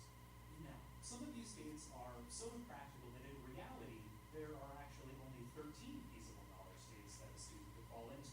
All the feasible knowledge states are organized into a learning space, a mathematical structure specifying the relationships among the knowledge states and showing which topics the student is ready to work on. To move from one knowledge state to another within the learning space, a student must learn a new topic, or forget the previously learned one. So our example involved only 5 topics. But if we look at the full Algebra 1 course, consisting of hundreds of topics, there are over 1 trillion feasible knowledge states that a student could fall into. Alex can accurately and efficiently assess where each student is among these trillions of knowledge states and know their exact position at all times. This is no simple task, and it's a task that hasn't been achieved by any other program. All of this works because mathematical cognitive scientists and software engineers at Alex have spent years gathering data from millions of actual students using the program. This data allows Alex to construct all the feasible knowledge states and how they structure together into a learning space, leading to personalized pathways to course mastery for every student, no matter where they start. It all begins with a brief individualized assessment. Using learning space theory, Alex intelligently chooses each question based on the student's responses to all previous questions to determine what the student has mastered, not mastered, and exactly what topics he is ready to learn. The student sees their knowledge state as a multicolored pie chart, which lets them know what topics are available to explore. Everything happens step by step, one topic at a time, as Alex continually updates Sam's knowledge state and ready-to-learn possibilities. Alex constantly watches Sam and records his successes and failures, and this information is used to guide Sam along one of his optimal learning paths through trillions of knowledge states and learning states. Only Alex has that power. Because of this constant evaluation, Alex only presents topics that the student is actually ready to learn. Alex challenges the student without frustrating or boring them, resulting in tremendous learning momentum and increasing confidence. Alex will periodically assess Sam to make sure that he is retaining the material he learns. Research shows that periodic assessments not only ensure retention, but actually increase it. A cycle of individualized assessment and adaptive learning continues throughout the course to ensure that Sam has truly mastered and retained the concepts presented. At the conclusion of the Alex course, Sam will have a deeper understanding of the material and dramatically improve mastery over the course topics. Alex has already helped millions of students succeed in math, chemistry, and accounting at thousands of schools, colleges, and universities. For more information or for a free trial, sign up at alex.com or call your Alex representative today. I have the quote for Alex. I'm not sure if y'all already have that. And it's going to be a 2-year renewal. But for Alex, for me, is that a lot of the stuff that through 22 years in the classroom, I can kind of pick up on some things, but still. But by us having so many new teachers that didn't go the traditional route, we got to have the best tools to be able to reach our kids and give them the opportunity. And something else we have to do, and that's part, I'm gonna keep saying we, I have to make sure I find ways to be able to tell them, talk to the students about when they do the knowledge check, they really try. Because if they just clicking and they're not really trying, then they put them on a path of having to do a lot of problems, even some from middle school, because they just went and clicked real fast. But we need to talk to the kids about opportunities. And as you do your best, then we can fill in some of these gaps so you'll be able to be more prepared for the next year and so forth. And so that's what Alex does. And they also have where they have assignments. Where when you do assignments, each student will have their own individual assignment. It's like when I was in graduate school, we had Blackboard. Now, when I worked the problem out in Blackboard and I missed the problem because I made a mistake, then I'm like, oh, I made a mistake. Oh, I'm sure that. Then they gave me another chance. And then I got to self-reflect, self-check myself. And that's great, especially when you think about John Hattie, and you think about a student able to self-check themselves and find out where they made this common mistake. It's easy for me to tell a student, you did this wrong. But when you can find it for yourself, Well, that's a skill, for lifelong skill for them, really truly be college ready. Yeah. And, next, if y'all have any questions? What grades? It goes from, well, we want to include 8th through 12th grade. Eighth Because grade. some of our, they're taking it accelerated, we want them to have the opportunity to use the algebra. Eight through 12, and it's kind of like an individual learning plan. Yes, but it don't take away from the teaching. You still have to teach, you know, and that's what I tell the, all the secondary math teachers. So this is just an additional tool. Yes, it's for a tool teachers. to support, and then maybe give the kids 60 hours. You know, you got intervention period time when they can use that time. Be strategic and be meaningful about the way you implement it, not just give it kids. Don't have kids sit on the computer, but we don't believe in that. Right. Absolutely. Are there additional questions? Yes, Ms. Smith. I did have one.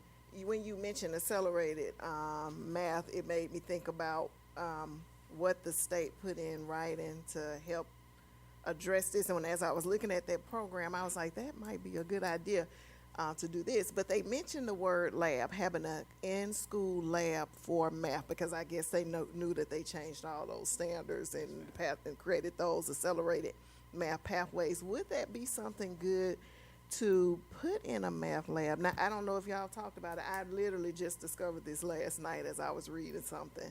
But is that something, because now the high schools have 8th period? Yeah, some of that was in the course of study when it first came out. For like you had Algebra 1A, and then it was on a full block. Yeah. Then the next semester you'll be in a lab. But I think our intervention classes will suffice for some of that. Okay. Because when you start thinking about scheduling, it can be a little, that could be a challenge. But like, I think it's for like that full block, that first like August to December, then you did out, you finish the whole course, but then you get the lab. You know, so. Okay. Well, I saw it and I was wondering what that would look like. Thank you for explaining it. Why aren't we going down to 6th and 7th grade? I mean, that's traditional middle schools, and that isn't. Well, my logic was I didn't want to take away from ACAP. Sometimes we got to be careful because you Yes. can, you know. But I don't have a problem if we you have because I want the best for all kids, and we can. But I was just trying to not take away from iReady. We already got one program. Sometimes we can have too many things. There you go. But I needed to Right. make sure if they're going to be skipping algebra in 10th grade, I need them to be ready. Yeah. I So- understand, and thank you Yes, for ma'am. that justification. That's what I needed to hear. I mean, because I'm not there day to day, and that makes sense to me. Thank you for clarifying that. And I hope I haven't used my teacher voice too much because it can be strong. No, you're great. Additional questions? Curtis, that was my question. Who was going to use it? Because we can't have too many. Yes, ma'am. I think about a first-year teacher, and if I was first year and watched that video, I'd leave. And then I don't know why we mix the words up. Why not just keep it common? What do they need to know? This is how they need to know. So my question is, let's say you have a new math teacher, Yes, ma'am. and because I'm assuming we're going to put this in the RTI package. They can. If needed, right? Yes, ma'am. It's just one more You tool. can tell your kids. So will they know how to read it? Will a teacher, who's gonna teach them how to read the results of what? Well, we have PDs that's embedded into this program as well. So, and we also, this is part of our universal screener. So that thing, we're training in department heads, and they also give us days. But this going on our, pretty much our 3rd year. The first time we used it, people didn't really use the knowledge check part like they should. They just wanted to use it for assignments. But we got to find ways to build students, and this just be a great tool to be able to build students. Okay. Additional? We're good? Thank you so much, Mr. Rice. Thank you. Next, we will receive facilities and operations updates and recommendations from Mr. Anderson. He has several items, but we will pause after each for questions. Yes, ma'am. Thank you. Good evening, Dr. Brown, Dr. Coleman, Ms. Brown, and members of the board. Going through our spreadsheet, our operations updates. If you'll look at the central office consolidation, that is moving well. We're at 94% completion with the architect's notes there. You see the paving has been completed fully on both sides. Furniture is being installed in Building C. and we've begun the move of special education over into the building on the second floor there, so that is underway. And then logistics is coordinating with those different departments. We've had some requests to delay some certain departments. I know finance, for example, they were asking to kind of wait until after the fiscal year rolls over and the different things, the payroll, the things that they have going on. So we're going to work and accommodate. Fortunately, we've got buildings that we're in, so we're not in any kind of real rush to do that. We want to get it done sooner rather than later on those things. The BTW construction update, the gymnasium is working along very well. Oh, let me scoot back to the central office consolidation. Building B across on the east side, it is looking for substantial completion, a finished final inspection within the next 2 to 3 weeks. So that's what we're shooting for on that. BTW construction update, the gymnasium is moving along really well. We should be looking for a final there sometime late September, early October. They are still working to address like punch list items within the building that we've already done substantial completion on, and then of course they'll be coming back periodically to address any needs or concerns from there. The Goodwin HVAC project is moving well. I got an update today. We are 92% complete on that project. They are out of the courtyard with those items. We have some of the people that are working on controls and different issues in the courtyard on the ones that have just been installed. And then the painters have begun their cleaning of the brick, and they'll seal the brick and paint the facade, the white vertical and horizontal columns, and then the metal work as well.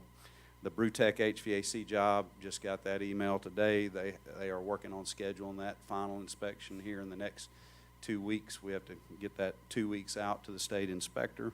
So that is wrapping up. The Vaughn Road re-roof is approximately 30%. It's probably a little bit further along than that by now, with these several, with good dry days and working at nights like they've been doing on that. And then, of course, they'll move to Wares Ferry after that. The Brubaker Intermediate HVAC job, we had a little bit of a pause waiting on the portable units to come in. We'd ordered those. So what we're doing is we'll take an air handler unit offline that'll control a certain area, bring in portable units for those classrooms, complete the work, pull those out, get the others started up, and then move on and phase it like that. Brubaker Primary will be the same way. The high school, and you heard the information from Volkert on the 9th grade academy there.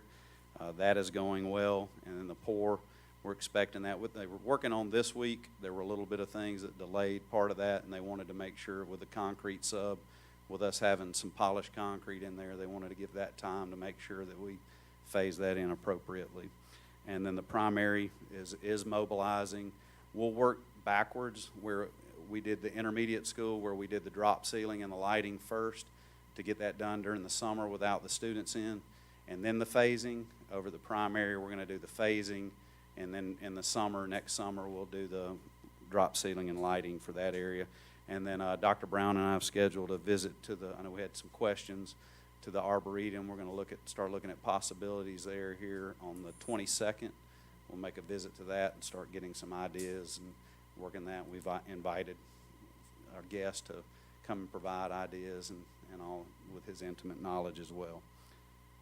Questions? I apologize. Was that the 22nd of Correct. September? Correct. Yes, ma'am. Next week. Thank you. Are there questions of Mr. Anderson? Just a comment.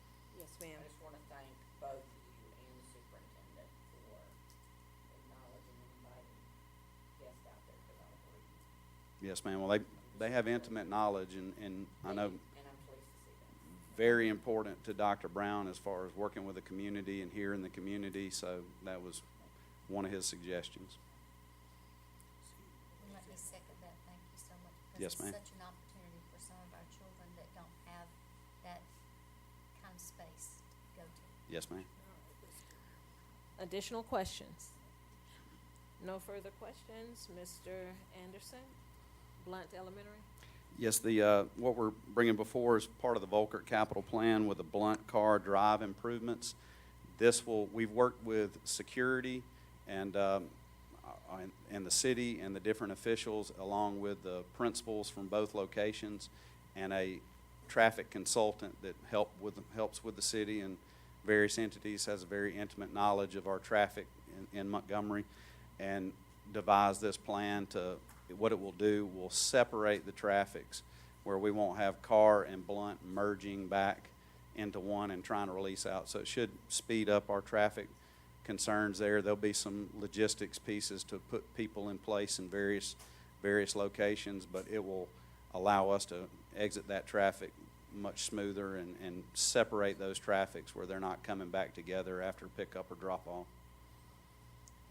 Because notoriously, elementary school parents take their children to school, and it makes a. And they like to line up really early. I know they do.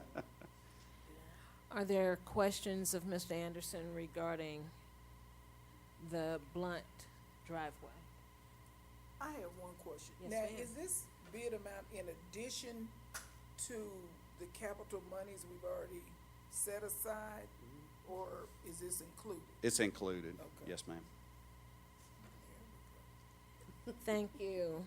All right, Park Crossing High School, Mr. Anderson. The Park Crossing High School Fieldhouse addition, that is keeping in line with what we have been doing at the traditional high schools with Carver High School's addition, JAG's upcoming addition, and what will be included in the new Percy Julian. So this is the next step in that, and working towards getting the facilities even across the board. Are there questions regarding Park Crossing's athletic field house? Hearing no questions, Traverso bus routing software. And we're really excited about this one. I know, again, Dr. Brown has been pushing on this. We looked at it several years ago. At the time, the district didn't have the funding for that. And unfortunately, but fortunately, with COVID, we were provided some funds, and Mr. Watts has worked with the state to grant us approval with Traversa. The Traversa software has multiple components that go with that. There's a routing portion that, of course, transportation will use heavily. It automates those things, so the items it will pull from our SIS, addresses and different information, and it will help formulate the routes for our drivers. And it will optimize those routes as well. It will look at the other routes along with our GPS information to see where they're crossing over each other or where we can better optimize those things, and the system will provide suggestions to fix that part. The other piece of it is a tablet and a card reader that will go on each bus. The tablet will provide turn-by-turn directions, plus the drivers will be able to use it for their pre- and post-trip inspections, which will help them create maintenance work orders with it as well. Also, if you have a sub-driver, the turn-by-turn directions, they can log into that. If you had an accident and you needed to split the students to different buses, it will allow you to split the students and provide those stops and the directions to those areas with it as well. So it is a very slick system. The card reader portion will be allowed with our badge system that was recently put in with the students. Students will card in and card out on the bus, and it will be able to send a notification to that parent that their student arrived on the bus at this location at this time, or exited the bus at this location at this time. And there's other capabilities of the system that we're weighing. We want to make sure that we protect our drivers and certain things and not provide too much information. We're going to work through those items. It is quite a process to put this in, but we're excited about working towards it.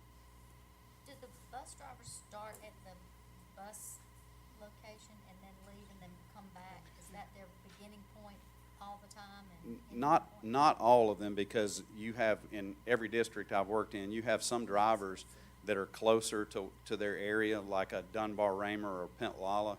We wouldn't want them driving all the way into town to fill up with gas and just park right there and then coming back and forth. You're wasting your unloaded miles, because when you're providing unloaded and loaded miles, they're looking at those things as far as our reimbursement. So we try to be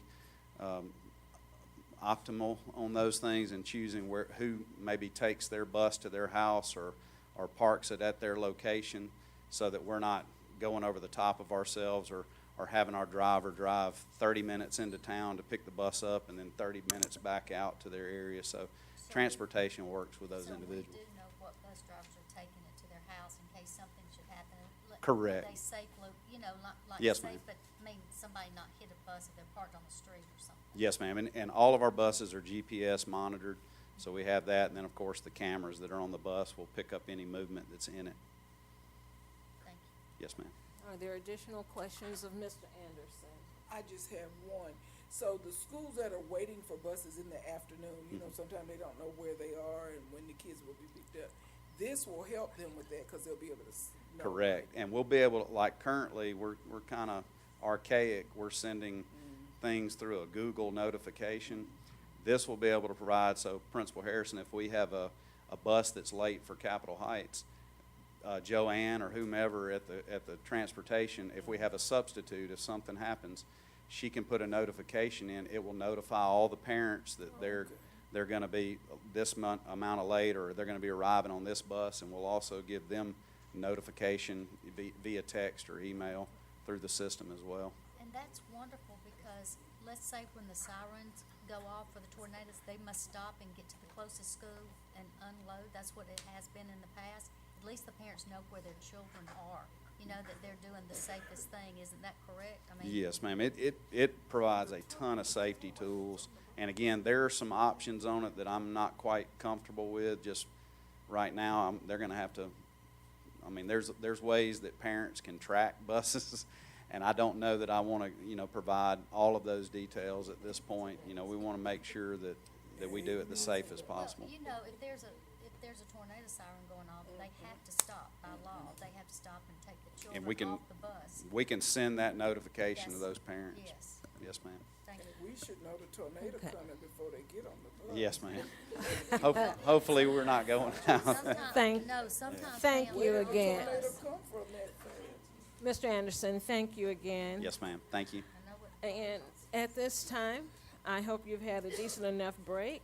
We're going to receive our July 2023 financial statement. It is not Mr. Watts. You're going to give him a break.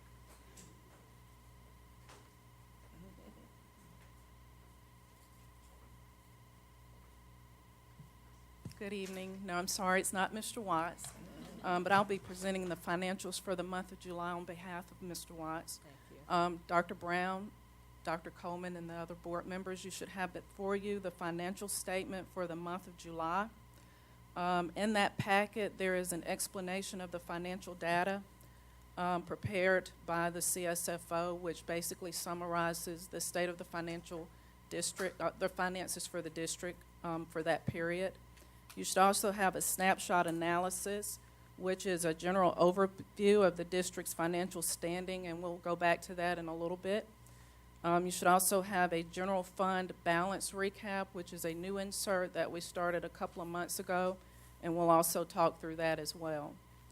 Also included in the packet is the monthly budget percentages. Because this is the month of July, which is the 10th month of the fiscal year, the percentages for this particular point in time should be about 83.33%. There's also a monthly and annual comparative statement of revenue data and expenditures, which provides a comparison of the financial data for the month to date in the current year, and it also provides a year-to-date comparison for the prior year. Also, we have a statement of cash flow, which shows our cash received and actual receipts for the month, and then it also provides a year-to-date total of that information as well. There's a pie chart that gives you a visual of those inflows and outflows, and then we have the F exhibits, which are the financial statements from the states. We have to upload our information to the State Department each month. So in that, we have a combined balance sheet, and we also have the combined revenue, expenditure, and changes in our fund balances. If you will go to section 2 of your packet, you have your snapshot analysis in front of you. The snapshot analysis provides our beginning balance for the fiscal year. It also has our year-to-date revenues and our year-to-date expenditures compared to budget. You will see that as a percentage of budget, our revenues are at about 91.26%, and our expenditures are at about 88.07%. As I stated previously, they should be about 83%. However, we have had transfers out that display in our financial statement as expenditures, the transfers out to the reserve accounts, and so that has caused those percentages to be a little bit higher than normal. You also have a comparison of our total payroll expenditures for July of 2022 as they compare to July of 2023. There's a slight increase there, but that would also be due to our percentage, our state increase that was state mandated for the last year. You have a comparison of our local revenues, and then we also have our general fund balance analysis at the bottom. You'll see that our general fund balance is currently for the month of July, $89,828,898. We have the required 1 month fund balance. We have a little bit over that, probably about 3 months worth. Of the $89,828,828, we inserted a new insert a couple of months ago to kind of explain what that is, so that you don't think that the entire $89 million is available. There are some funds into our general fund account that are specifically allocated to other fund sources. So, for example, if you look at that insert, we have transportation, that $5.5 million of the funds that are in our general fund are specifically for transportation. We have our foundation funds of about $6.5 million. That's the balance. At that particular point in time, those funds will be expended by the end of the fiscal year. We have a new grant, which is the governor's turnaround grant of about $1.7 million. Those funds can only be expended on that. And then we have some other fund sources in there as well.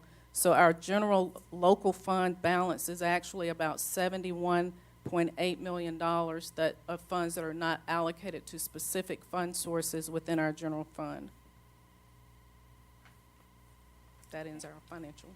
Thank you. Are there questions of Ms. Watkins? Are there questions? Yes, It's ma'am. not necessarily about the budget. All of our schools that do fundraisers now, are they all automated, or there's still some taking cash?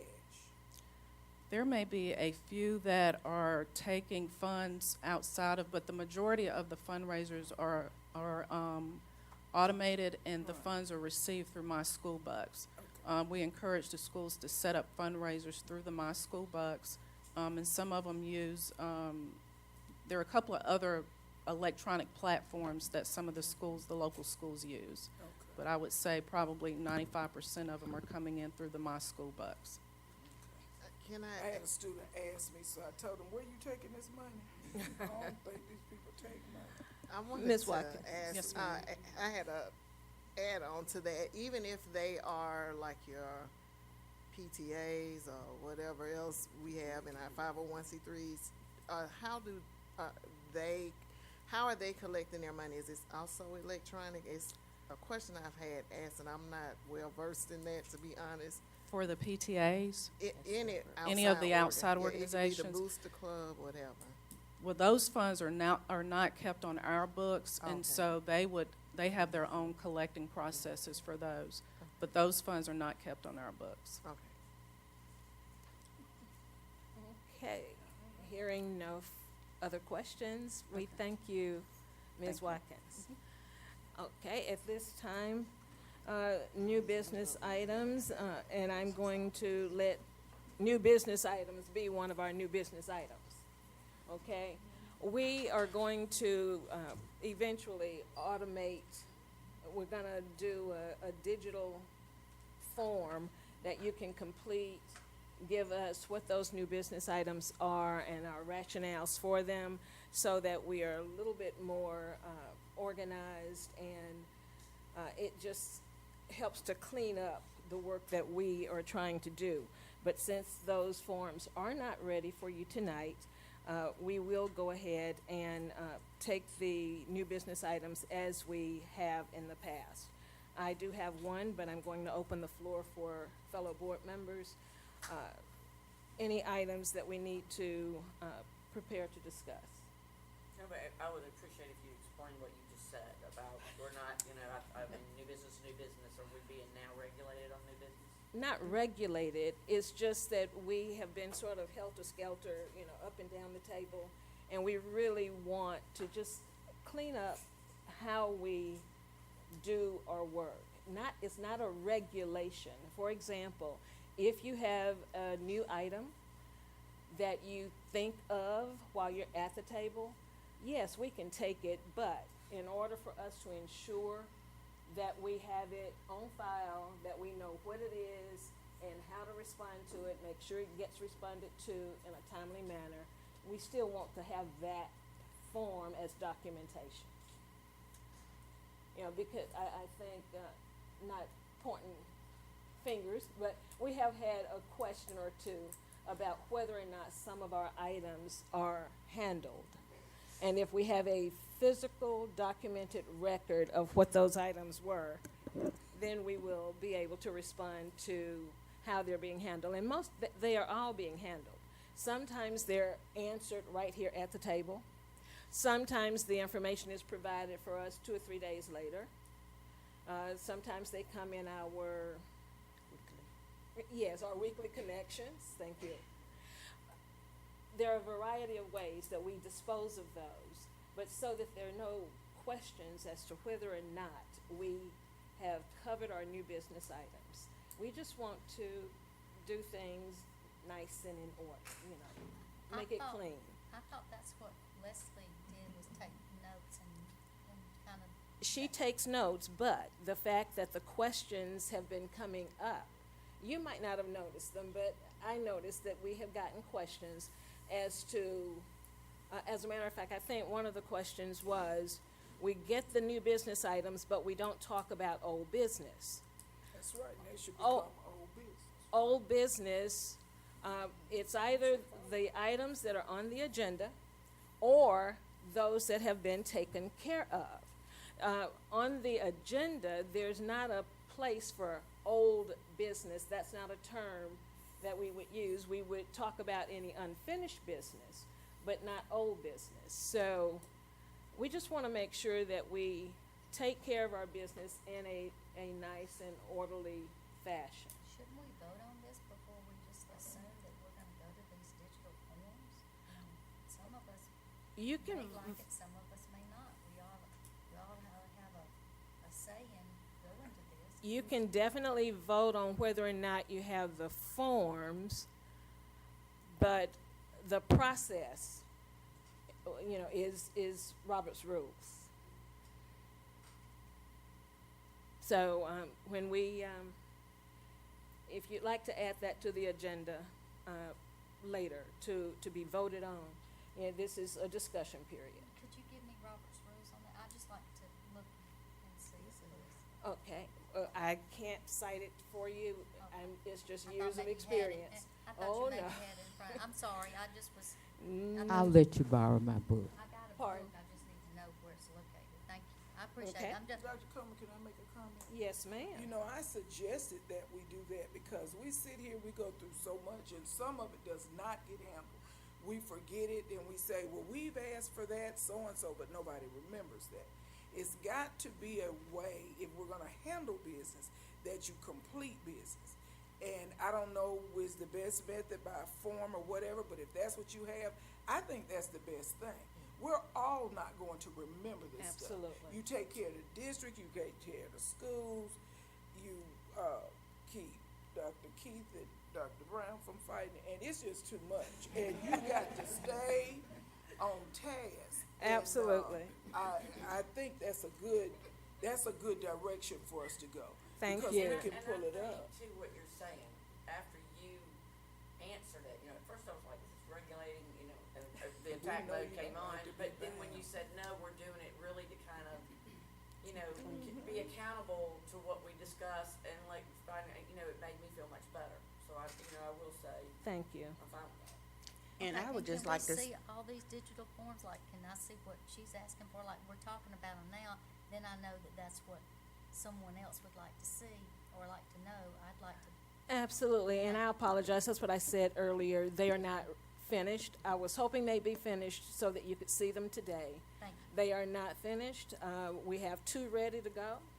One more, because even when we do our committee work, and you know, these reports that we give, committee reports or individual reports, you know, whatever it is, if we put it down, then Leslie will have a digital copy for her minutes. Thank you.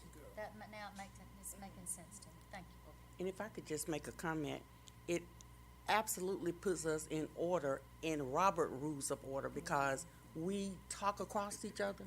We, don't let the thought get out, and it keeps us on track. We have to have order in the meeting. That's the only way we're going to be able to continue.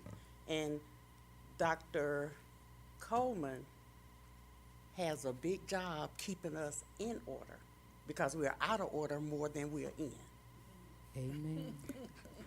Thank you. Is there another item before I move to my second one? Is there another new business item that you would like for us to consider? Okay. I would just like to, I would like to get the data that we've asked for on, say things like, I think it's a little early for at-risk, but like at the 9 weeks, I'd love next time that we meet, that we know somewhere where our kids are academically, what we're doing to help them academically. Are there after-school programs? What are the after-school programs? What are we doing to, data like what are we doing to recruit, good teachers? That kind of just kind of an update. Okay, and that sounds really like several different Data, reports. all around data. Okay. I have just jotted down the 9-week at-risk. I think that's going to be easy enough to come up with. Several of the reports you want are going to be easy enough to come up with. And I also like, the programs that we have that are available. I think we can have those in one nice, concise report. Dr. Brown? Yes, we'll take care of that. Thank you. And may I add one more? It's, Yes. The curriculum audit, we're supposed to get notebooks. Those are available for you. Thank you. Mm-hmm. To take home or? To take home. So we just come up here like after or? Yes, Leslie has those. Can we get them? All right. That was Thank- shared in one of our weekly connections, I believe, 2 weeks ago. Can we get them now? No, well, let's complete Unless this. you're going to get 'em right Let's now. complete this meeting. And the next item, the AASB sent out, I guess, 3 or 4 weeks ago, an A-Team award application. All of us are wonderful advocates, and that's what they want to celebrate, our advocacy work. All 7 of us have been pretty great advocates for our district, for our students. Several of us do participate in the AASB Advocacy Day. We go to the Hill to talk to our legislators. But this award is for one nominee from our board. We have several of us, again, who do participate in the Advocacy Day, but at some point, we need to confirm who our nominee might be, whether we're able to do that tonight or not. The deadline was September 1. It's been extended to the end of the month. So I would like for us to ensure that we submit one name. If there are no further business items, this meeting is adjourned. The work session. You didn't have an ID. Okay. Thank you. Again, the September 12 regular meeting of the Montgomery County Board of Education will come to order. Thank you again, ladies and gentlemen, for joining us.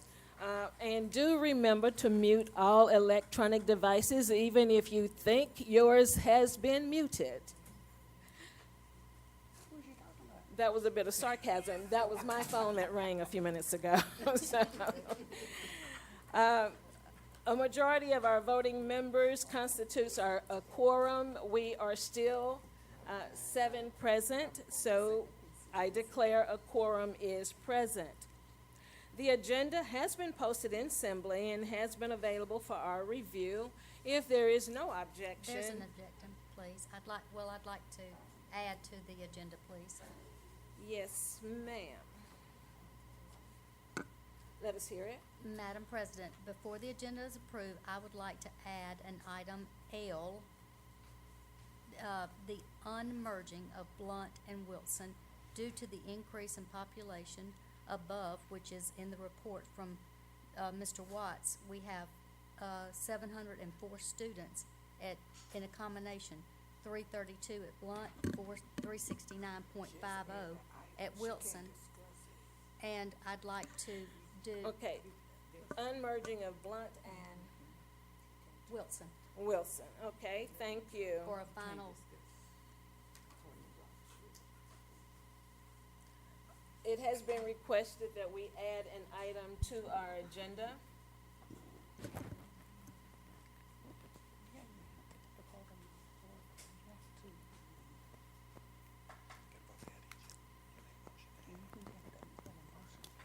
Okay. And the second.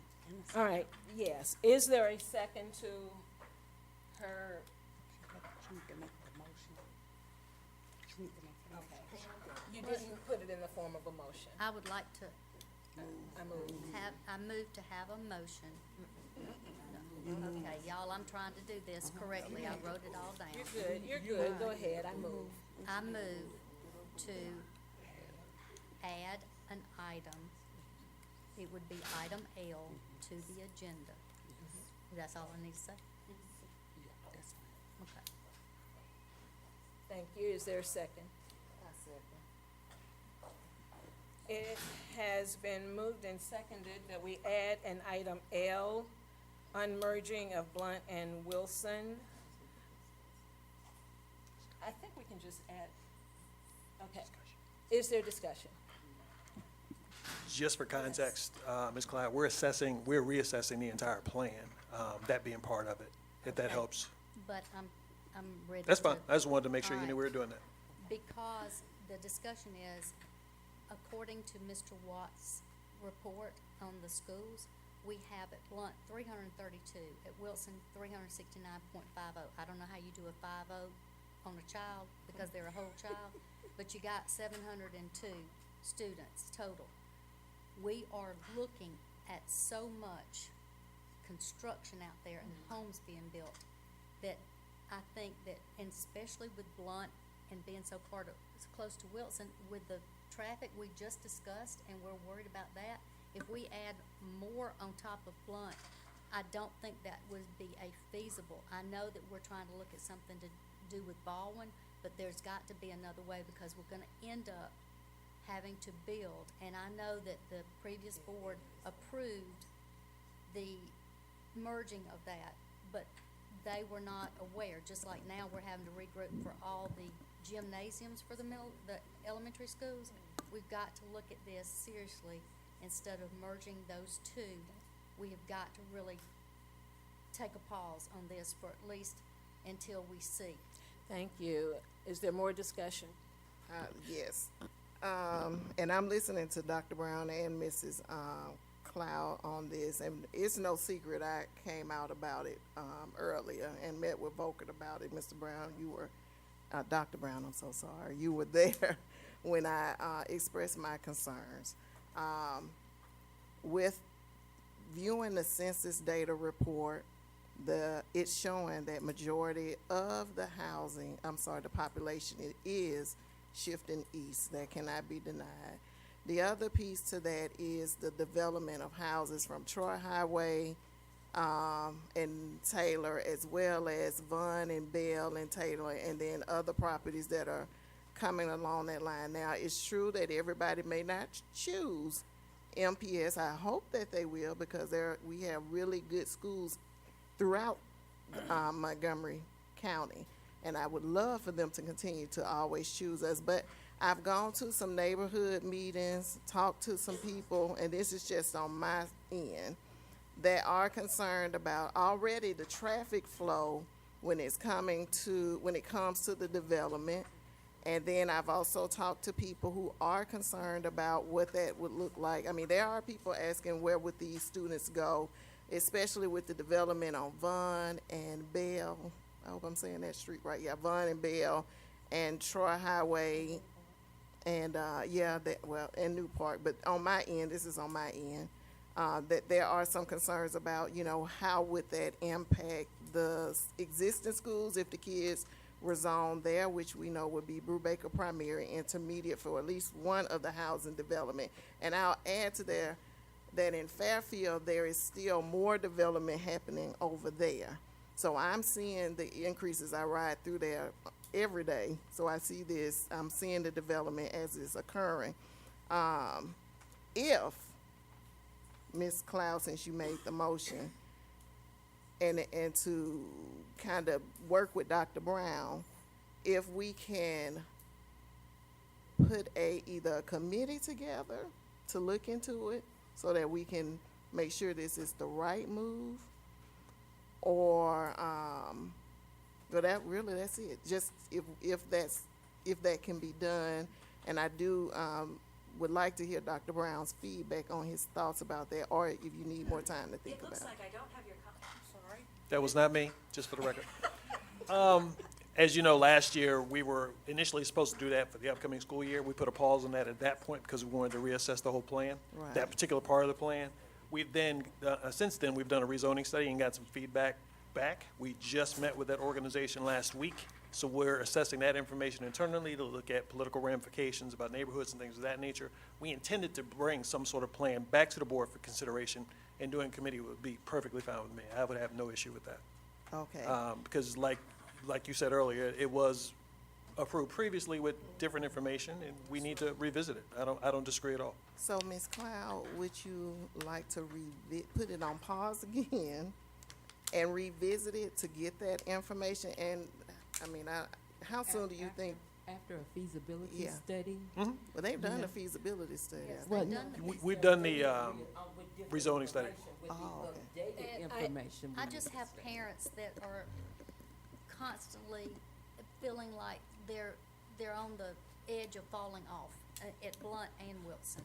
And they don't want a mega elementary school. I've said that before. And over 700 right now, as the numbers lay, it would be a mega situation. And our babies don't need that size school. And I know you can say Forest Hills, and that's not just because two wrongs don't make a right. And that's what I'm trying to get to. And I usually don't engage in this part of the discussion because, you know, it could be considered debate, but I think what Ms. Smith is saying is what is going on in my head, that our staff, our leadership, we are in discussions, so the input from parents, community, and members of this board would help the discussion that they're engaging in. So if we could give it back to them, but it's up to you all.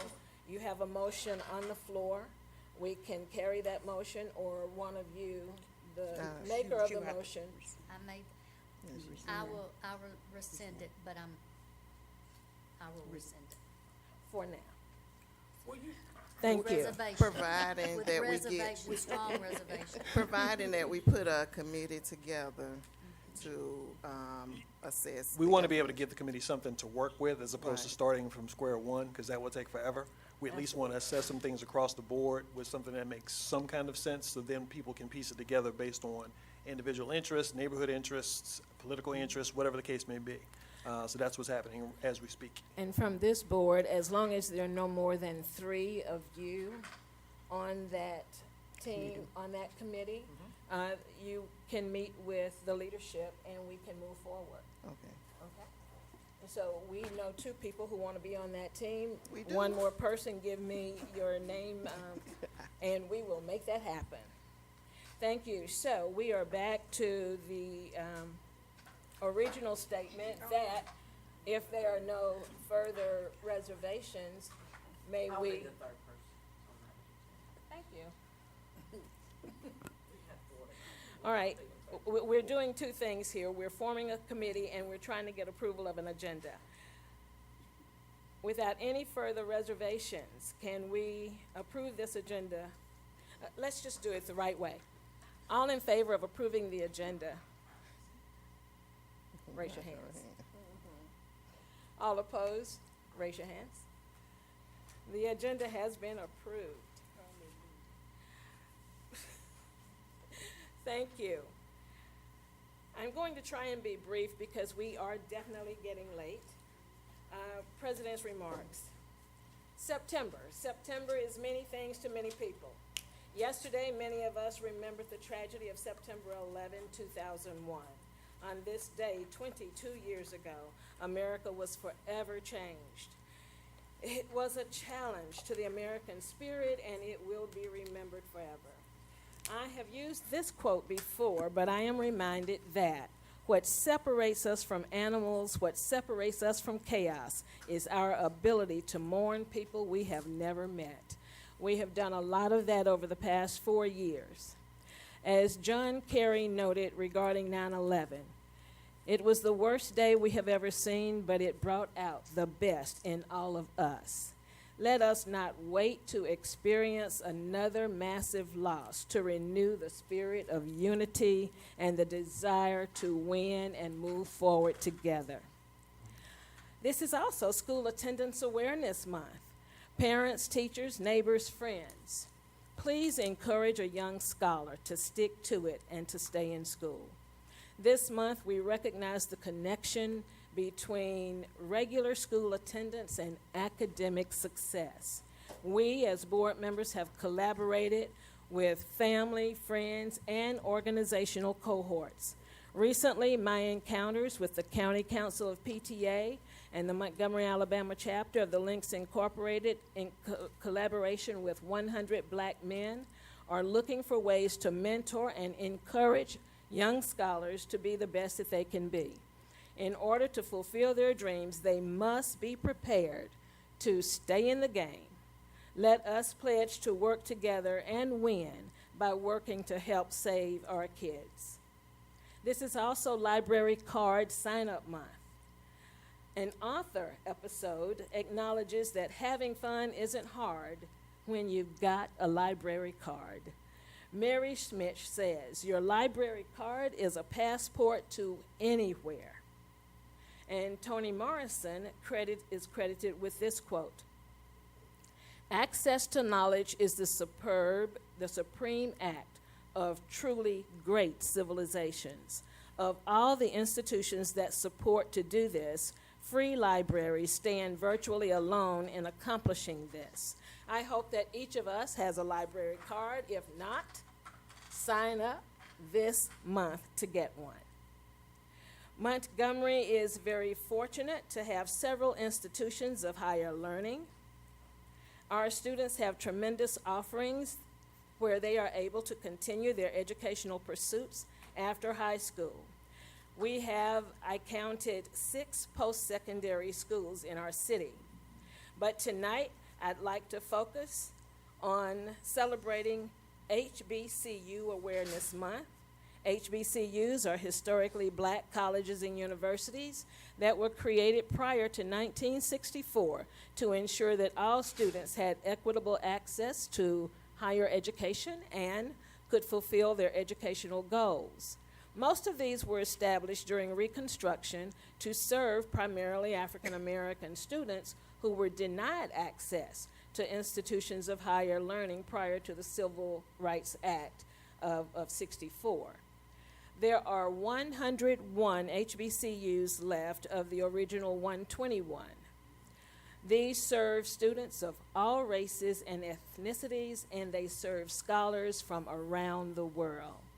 Whatever your passion, whatever special days come and go, please, let's make this a September to remember. At this time, I'd like to we have on our agenda recognitions. Are there recognitions tonight? Yes, there are. Good evening, Madam President, Dr. Brown, and board members. Tonight we are excited to recognize once again this wonderful board.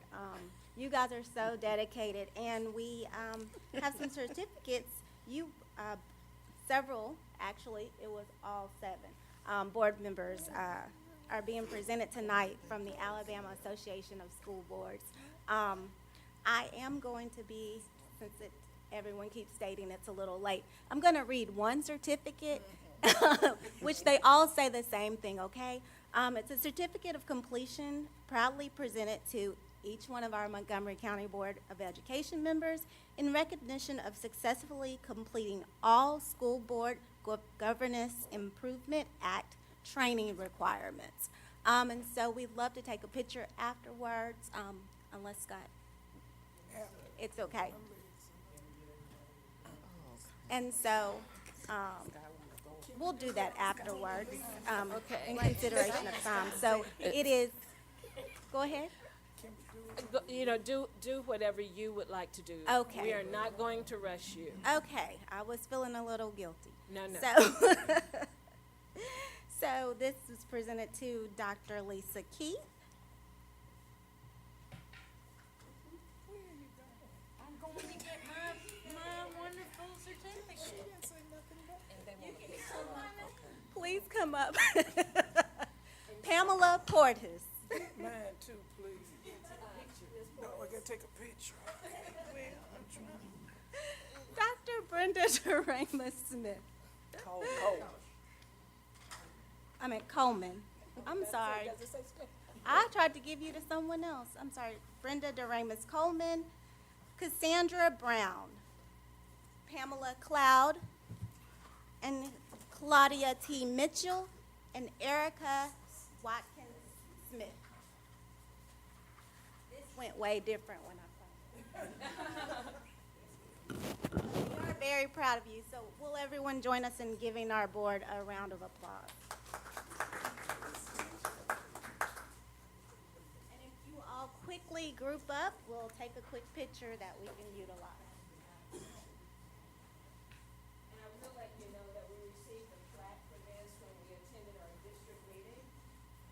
We will share those pictures with you.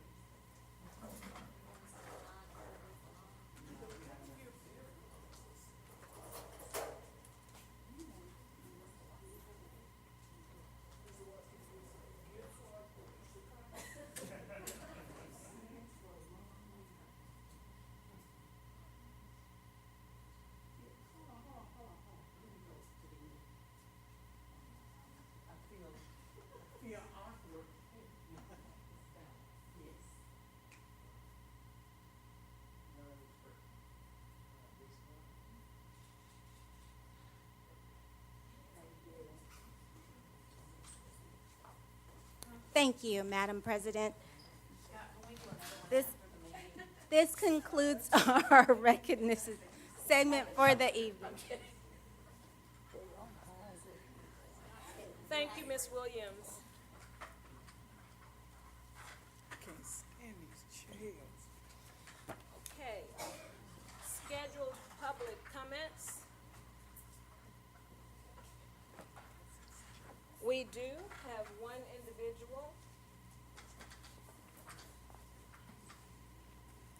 Okay.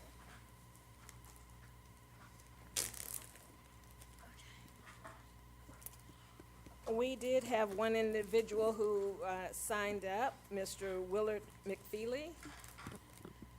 Is he present?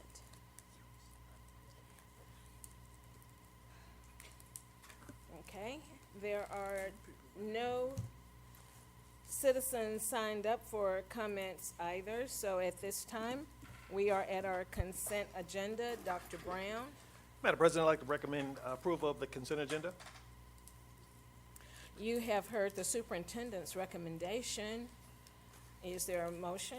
I move to accept the consent agenda at the recommendation of the superintendent. I second it. It has been moved and seconded that we accept the superintendent's recommendation to approve our consent agenda. Is there a discussion? Hearing none, all in favor, raise your hands. It's unanimous. At this time, I'm sorry, well, yeah, it was unanimous. Help me. Y'all get silly.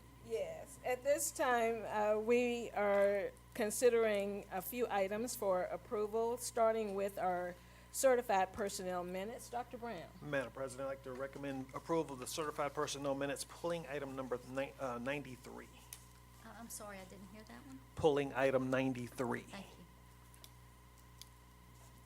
you. You have heard the recommendation of the superintendent. Is there a motion?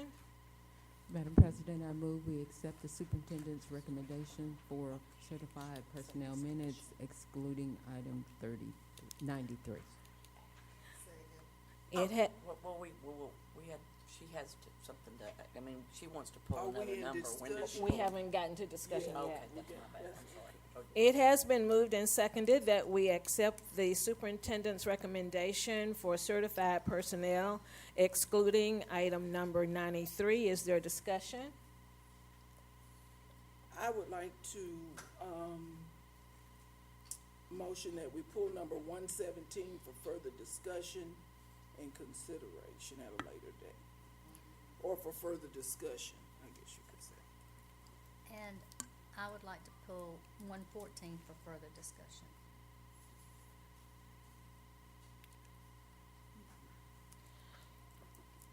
Okay, at this time, we have been asked to pull numbers 114 and 117. Other than those two items that we will vote on separately, we are ready to vote on the superintendent's recommendation excluding at this time numbers 93, 114, 117. Wait a minute. 117, 114, and 93. Number, yes, Okay. number 93 was in the recommendation, so we won't have to vote on that separately. All in favor, raise your hands. It's I'm unanimous. confused. Wait, no. Okay, I'll help you, Yes. because it was a unanimous vote. We have approved the certified personnel minutes excluding numbers 93, 114, 117. Okay? Now, at this time, we're going to have to vote on 114 and 117 separately, depending on the superintendent's recommendation. Dr. Brown. I have a question. Can I ask the question here? Now, when we say for later discussion, and then we turn around and vote on it, how is that later? We're getting ready to discuss. Would that call for an executive session? It depends on his recommendation at this time. Thank you. I don't know what his recommendation is going to be. Madam President, I'd like to approve certified personnel minutes, item number 114. You've heard the superintendent's recommendation that we approve the certified minutes regarding number 114. Is there a motion? I just have a question about that, so. but I Is there a have motion first? I move that we accept the recommendation of the superintendent for item 114. I second. It has been moved and seconded that we approve the superintendent's recommendation for number 114 of the certified personnel minutes. Is there discussion? You can't, I know, use it, but I can say 114. yes. I have a reasonable question I have about that, so I cannot, in all honesty, until I get that question clarified, to approve it from me, from my Okay. board. Is there further discussion on 114?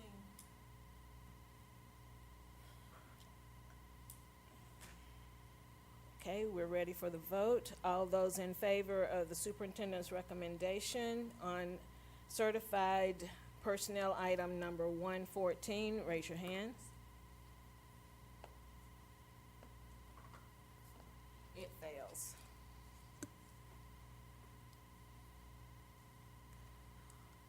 We are ready to vote on certified personnel item number 117. Madam President, I recommend approval of certified personnel minutes, item number 117. You have heard the recommendation of the superintendent regarding personnel item number 117. Is there a motion? Madam President, I move that we accept the superintendent's recommendation for item number 117. It has been, I'm sorry. Is there a second? I second. It has been moved and seconded that we approve the superintendent's recommendation for personnel item number 117. Is there discussion? I have a discussion, I guess. Because it's personnel and you can only say so much, and we turn around and we vote on it again, so there's clearly not been appropriate discussion on it. After it's discussed, can it go back on the personnel report, or how does that work? This could work in a way that, well, let's use 114 as an example. That motion has failed. I would bring that back at the October meeting in between whatever questions you might want to ask, you would be able to ask. Okay. And if it required in an executive session, we could schedule that on the October meeting. Okay, Okay. okay. All right. Or is there further discussion? Okay. At this time, we will take the vote. All those in favor of the superintendent's recommendation, please raise your hands. Again, it fails. I'm sorry, 3 to 4.